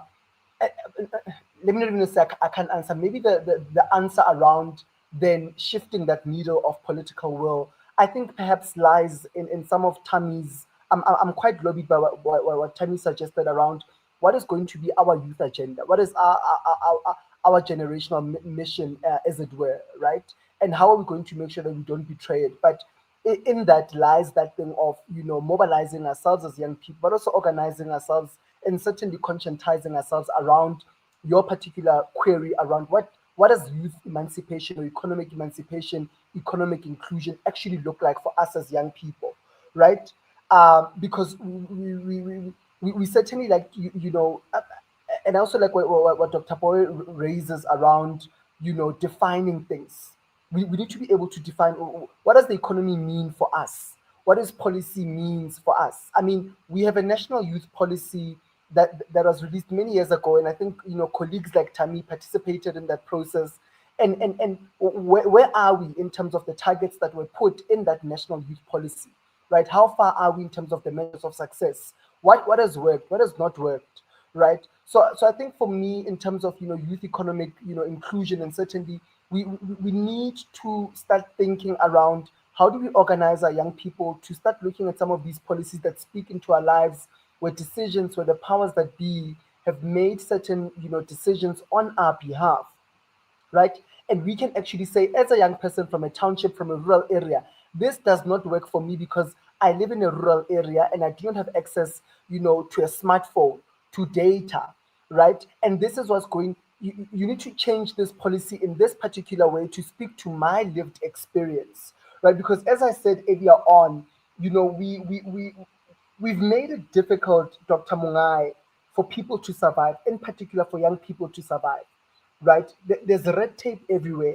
Even when you're looking at, I certainly don't endorse illegal mining. There's Amazamas, I don't endorse that, right? But certainly young people are increasingly going into those industries and even, the gangs and so on because they've got no any other alternative. And what do the alternatives look like? And I think we need to think deeply and meaningfully about that, right? So I'm answering your questions by further asking critical questions that I think we must answer collectively, not only as young people working in the youth civil society space or the youth development space, but certainly with the young people who are not in these spaces, right? And I think it needs a whole of society approach. And I know we speak about this oftentimes in our policies, but it does need a whole of society approach. We need the academics in the room, right? We need the engineers in the room. We need civil society in the room, right? And perhaps maybe this opportunity that we are being afforded through, the national dialogue, maybe that is another platform that we can leverage at a national level. And I know, much criticism has been laid to say it's another talk shop and so on, but we cannot afford to be out of that space as young people to set our own agenda, as Tammy, encourages us to do. That we need to set our own, what is going to be our youth agenda going into this national dialogue. I get it, we've launched it, and now it must come to us in the communities, and we must raise our hands as young people to say, I will host a dialogue, even if it's with 5 people. I'm here, I will host it at a taxi rank, because our young people are in taxi ranks as well, right? I will host it at an informal market, right? So I leave it there to say, and perhaps to carry on the thinking that Tammy left us with. Let's further mobilize and organize and conscientize ourselves as young people to make sure that these decisions that are being made by the powers that be, now we are changing things, right? We're no longer asking for power. We're taking it, as Tammy said. Dr. Mongai? Thank you so much, Moiketsi. You know, I was going to ask a follow-up question, but you answered it brilliantly so at the end. Tammy, I'm going to pose one of, you know, the critical questions that Moiketsi asked, and that is around, you know, what is this generation's mission? We tend to say that each generation has got a different mission, and obviously one would say, well, isn't that economic emancipation?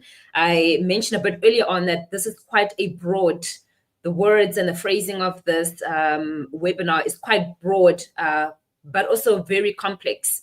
We heard different contributions around the role of, you know, social media, how that influences how young people and people in general, but more specifically, how young people choose to engage with the state. So it's a two-part question, and Moiketsi, you know, gave some examples of what I'm about to ask. One, what is this generation's mission? And second to that, in light of the different factors that are influencing state-society relations, but youth-state relations, what does mobilization look like? Or are we not meeting young people where they are? I love what Moiketsi mentioned around go to the taxi rank and mobilize young people there. And what I hear from what he said is that don't rely on national platforms to engage with young people, that all of us, regardless of what sector space we are at, wherever we find ourselves, we need to locate young people where they are. Thanks. Yeah, Doc, I feel like I'm getting the interesting questions. Not so easy, but I also want to just quickly, just for a second, touch base on the previous question around the needle that's not shifting, that was asked to Moiketsi. And I want to add another element is that we also need to have honest conversations about employment readiness programs and the impact of youth development organizations or NPOs when it comes to capacitating young people and preparing them for the workspace. There seems to be no shift there in terms of the youth unemployment stats. We've got these organizations that are being given either millions in funding to create, to capacitate young people towards being employable. But every quarter, the stats keep saying that there's no change, there's no shift. So what is really being done in that sector, and what are some of the things that we need to talk about? And are these employment readiness programs doing what they're supposed to? And the reason I want to highlight that is because you guys might be aware of the song, the unofficial national anthem, which is Sister Bettina. It says in between, in the meantime, sidla ubusha bethu. And I feel like that's what's happening with the employment readiness programs, these incubators and whatnot, is that in the meantime, while you're still in your youth, you're moving from stipend to stipend, but not actually participating in an actual job or in the economy in itself. You find yourself moving from stipend to stipend, from this program to that program, and the next thing you're 36 and you're unemployable, right? That was just something I wanted to just touch base on, that there needs to be an honest conversation there. Generational mission. Whew. Yeah, Nzima. When you asked that question, I immediately thought back to Seth Mazibuko, who's also among the youth of 1976, who always says his generation was the generation of stone throwers. We need to be the generation of stone gatherers. And for me, that speaks to essentially we need to build institutions that are going to benefit our generation and generations to come. The previous generation were throwing stones at an institution that was excluding them. We need to be the ones building institutions that are inclusive towards every South African child, every African child, to ensure that what we lost in the past can be regathered and be brought back into our spaces, right? We've lost quite a lot. So we didn't just lose land. We lost identities. We lost our memory, When I say we lost our memory, I'm not talking about amnesia or not, but we lost, in essence, the essence of who we are and why we did things the way we did them. And it's also, visible in terms of the Constitution only recognizing essentially 11 tribes, and people having to, ascribe to a tribe that they not necessarily are. You take amaXhosa, for instance, you have amaHlubi, amaPondo, but when it comes to a form, they are forced to take is Xhosa. You've got Mapulana who are, taking under Sepedi, or Balobedi who are, the same process, right? We've lost in the essence of who we are, the memory that we have, right? And we need to build institutions or, frameworks that ensure that, one, we bring back the essence of who we are as communities within South Africa, within the different demographic or regional areas that we come from and the identities that come with that, and ensuring that we do not create a better than, identity, but we also, in addressing all these identities, also then build a national identity to say, as a South African, this is who we are as South Africans. I don't think we have a common voice when it comes to say, I'm a South African and this is what it means to be a South African, right? Despite the fact that Kimupulana, I'm Tsonga or whatnot, right? But what is that pride that we have, or that, that national identity that we have? We're still pretty much a segregated country. We are still pretty much a country that's not unified at all, and that's not moving in the same direction. We have people also calling for secessions or whatever it's called in the Western Cape, right? So we need to build those particular institutions to ensure that we have a national identity, we have our memory, and we also have an inclusive economic system, and also a system that allows everyone to participate, whether in the economy or in the decision-making process. That's one. What does youth mobilization look like? It's not academic. It's not an NQF level 10 process. It's a matter of identifying where people are and creating a platform for people to engage with the content of the day. Whether those people, you meet them at a church building, whether you meet them in one person's house, whether you meet them at the park, at the garage, wherever there's a place where you can also gather people or mobilize people. It does not always have to be mass gatherings. Mass gatherings are always there, right at the end. But as a build-up, you start in smaller formations where, you start having conversations on matters. Let's say, for instance, we're trying to speak about a national identity or this national dialogue that's currently taking place. Those small pockets where communities are in, you go to them, you engage them through the channels that they've also created, right? Sometimes in rural areas, where you will have conversations related to the communities. You go there, you engage there, right? You don't have to necessarily invite the whole community of and bring them to Jack Bueta's hall somewhere far from them. You go to them and understanding how is it that they normally engage. Young people love having fun because because of our mental issues and a lot of challenges we face, we'd rather focus on things that are entertaining so that we forget about the challenges that we face. Create spaces, small pockets of spaces where they can also have fun, but while discussing these particular issues. So in terms of engagements, I usually, for instance, when I want to talk about policy with young people, I create sessions called Whose Voice Do You Want to Hear in Parliament, right? And it's a fun way of them reenacting without realizing what Parliament would be addressing, right? So they're having fun, but in actual fact, they're also, speaking on issues that they're facing and providing tangible solutions. And then they realize, oh, this is how I can fit into society, right? Create initiatives that also that are also somewhat age appropriate. If you want me to attend a public hearing and I'm an 18-year-old and I have to be in a room of 500 people, one person speaks for 30 minutes and then the next person, I might not find that conducive. So make sure that, when you mobilize people, you understand the demographic, but it's not always, NQF level 10. Meet people where they are, in the environment that they are, and speak the language that addresses their heart. Thank you, Doctor. That's so brilliant. I love what you mentioned around two things. You asked a question around, do we have a collective or a national identity? Apart from our ethnic identities, do we have a national identity?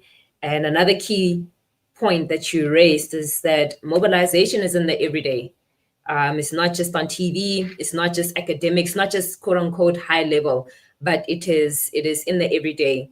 And it also touches base on what Mahlaro mentioned around supporting mental health. We are a dysfunctional society. And Tammy, you had mentioned that we lost a lot, not just the physical, but memory, psychologically. And we sometimes see the generational impact of this. I love the statement. You made a quote, but the latter part of the quote was that, let us be the generation of stone gatherers. Matlharomela, I want to ask you, where does university, in about a minute or two, where does the university fit into this? Or perhaps universities have, especially post Fees Must Fall era, has actually contributed towards or reignited more specifically student mobilization. Some would also arguably say that post 2018, I would say that perhaps there's been a dip, but arguably maybe it's taking participation it's not just being stone throwers, but it's shifting the structure within. But what role does university play in this? Thank you. In what specifically? Sorry, in student mobilization and gathering students and using that large platform to not only educate, but to get young people's insights, to also increase mobilization beyond universities, because we've all been either, through TVET, through university structures, through some form of educational post-secondary, some of us that is post-secondary educational structures, and you enter the workforce and no longer as active as perhaps you were within university. So now how are institutions what role mobilizing? All right, let me rephrase. So the question is, what role, in light of everything that has been mentioned in terms of how mobilization is changing and has changed, what role does the university play in educating the youth, in making sure that we're not just stone throwers, but stone gatherers? Oh, okay. Look, I think there's generations and there's different types and mobilization strategies for each and every generations, and it's a cycle. We moved from throwing stones during apartheid, but people were conscientized through institutions. If we look at Steve Biko, he's one of the people that went to university, and when he was at university, he started to write about Black consciousness, and he mobilized institutions across South Africa. So institutions have always been an integral part of shaping society. And, Steve Biko would go to institutions and to conference papers and present his paper, So institutions, I'll repeat it again, they've been part and parcel of integral meaning of mass movement. Now, there's been a shift in terms of Fees Must Fall because I think the youth also realized on how harsh it was on some leaders of the Fees Must Fall and what other things happened during the Fees Must Fall. Some people gained and others had to lose their degrees. And there's also a shift today in terms of what we're owed to gain. You are hired at a company, so it's hard for you to fight against the bread. It was this where you get your bread from, So that's the kind of shift that we have today. So which means the shift has moved towards boardroom politics, which work very hard. It's boardroom politics are not easy; they're very hard. The conversations are very hard in terms of boardroom politics because you don't have the background of your colleagues outside. You don't have the pressure from the outside. Today, if you protest, for instance, at Wits University, if you protest, they're going to call military cars on campus like it's the apartheid era. And students are going to be threatened. They're going to be washed with water, rubber bullets. Just, I think, 2021, someone died because of rubber bullets, but that person was also not a student, But I'm not endorsing that he should have shot a student. No, I'm just saying that you see there's been quite a shift. And the shift again is that you have a black person against a black person. So also the fight has also changed. But what academia exists to do is to solve issues of society, especially when you move towards postgraduate degrees. You're moving towards understanding how society should be shaped and what is lacking in society and where support is supposed to be given. So the main point now is how do we take the knowledge that we create and take it down to the ground, to the communities back in the rurals, and apply that high-level knowledge in terms of conscientization. Our issue, again, that we have is that it's our leaders, I'll always put it, our leaders today, they're not accountable to society, they're not accountable to anyone, they are accountable to themselves. Appointments that are just made by certain individuals within a certain group. So it's quite difficult now in terms of mobilization because one, you have black against black. Two, it's groups of people looking for positions. So it's no longer about Ubuntu, what is good for our people. So the fight is different. Some people will say it's neo-colonialism or neoliberalism, So that's where we are today in terms of the role that academia plays in terms of mobilizing students. But yes, we release our papers for people to read. They're available on different platforms, but that's not extensive. We need to go to our high schools, we need to go to our primaries, we need to go and preach whatever we believe, whatever we've written about. Another issue we have is in terms of funding towards our humanities students. These people research about the social science of us, of society. So if such people are not funded, we're not going to understand how.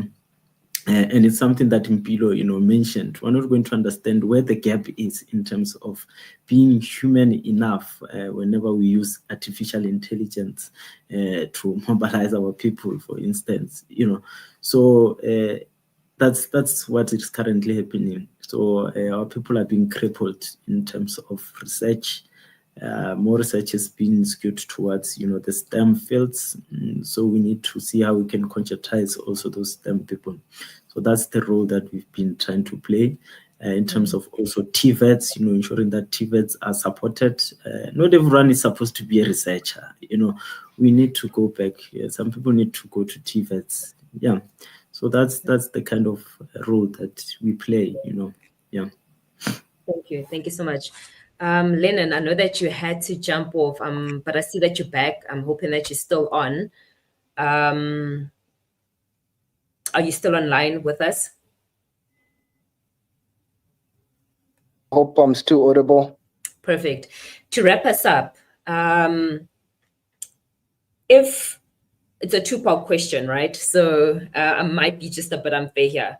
One of the questions in the chat is that, where's the informal economy situated in the conversation around unemployment, especially youth unemployment, and what role can SADC play in bridging the gap between formal and informal economy? And then to that, to wrap us up, if the SA government had to come to you and ask you for advice in terms of centralizing or giving young people a voice within the G20 platform, what would you say? Thank you.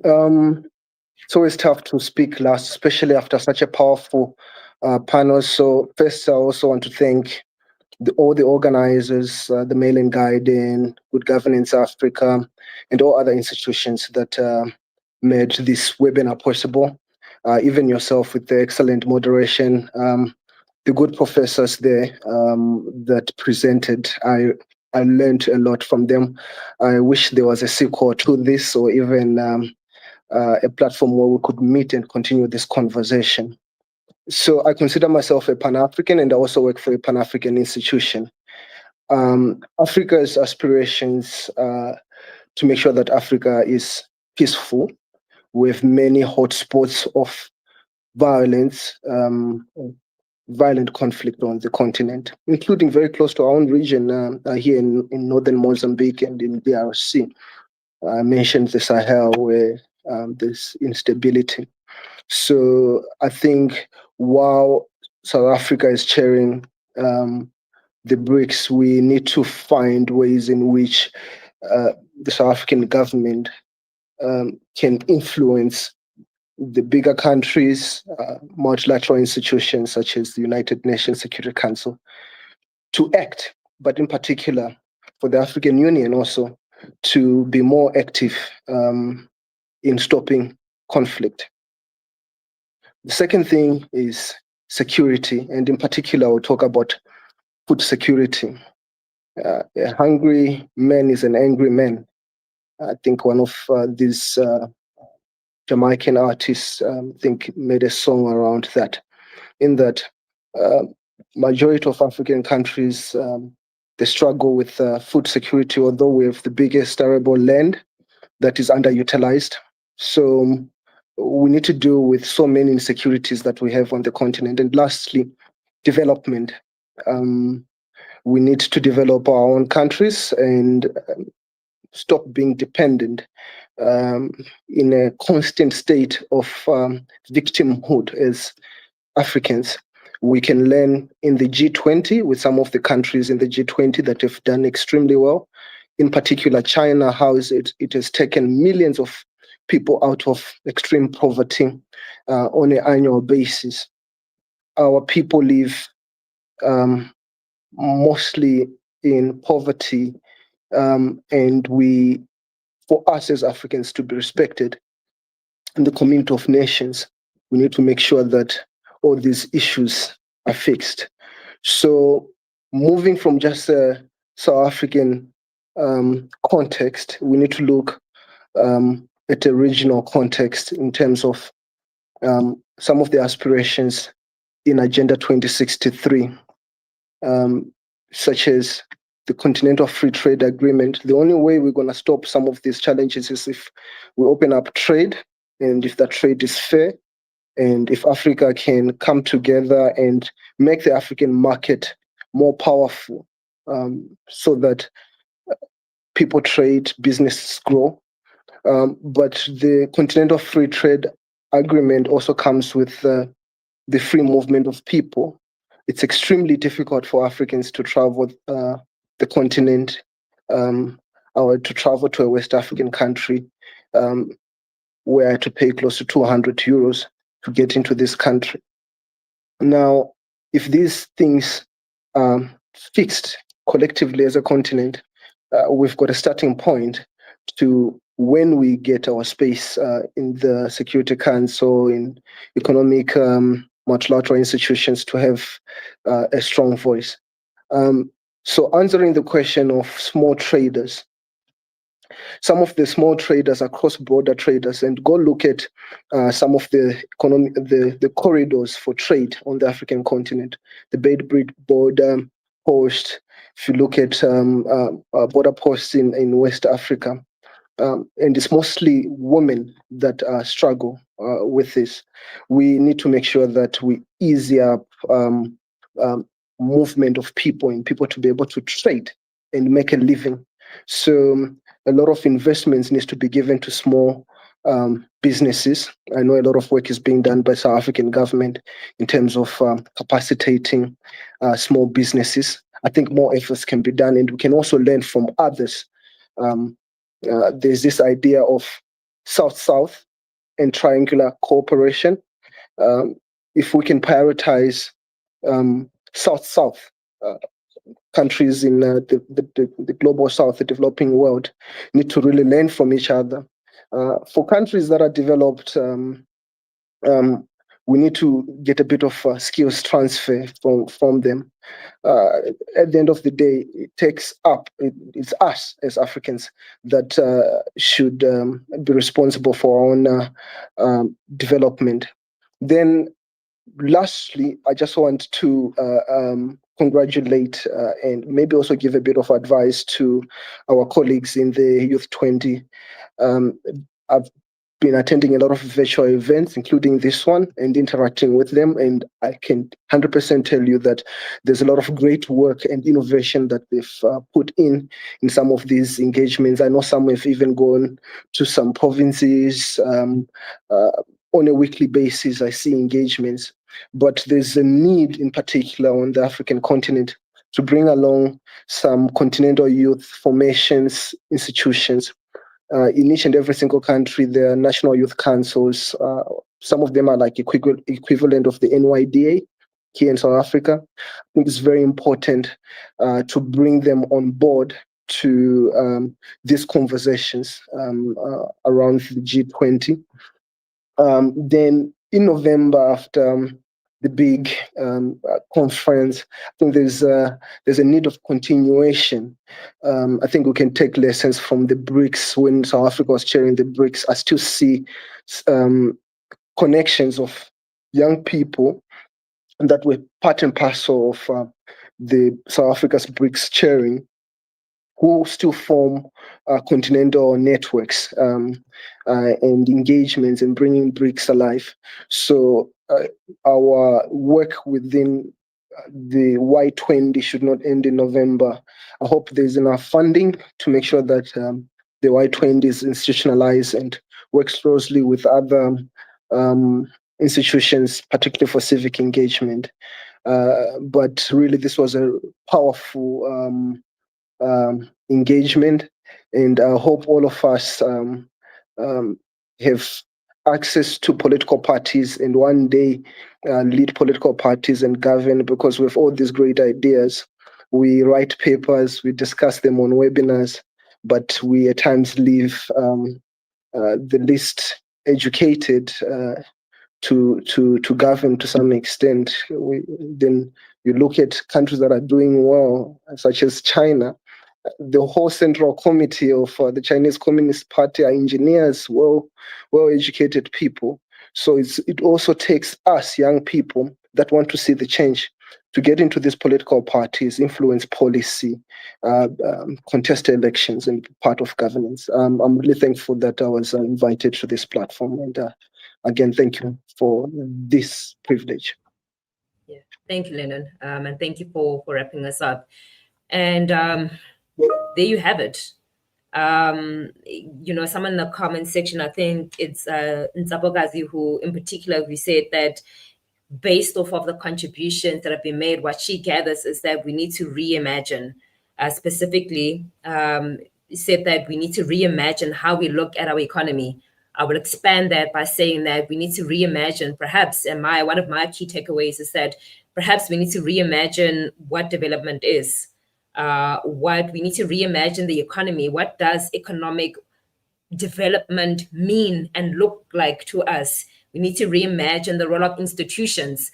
In one of TK's responses, he mentioned that, why do we only see universities as the only avenue out of poverty? We need to reimagine participation.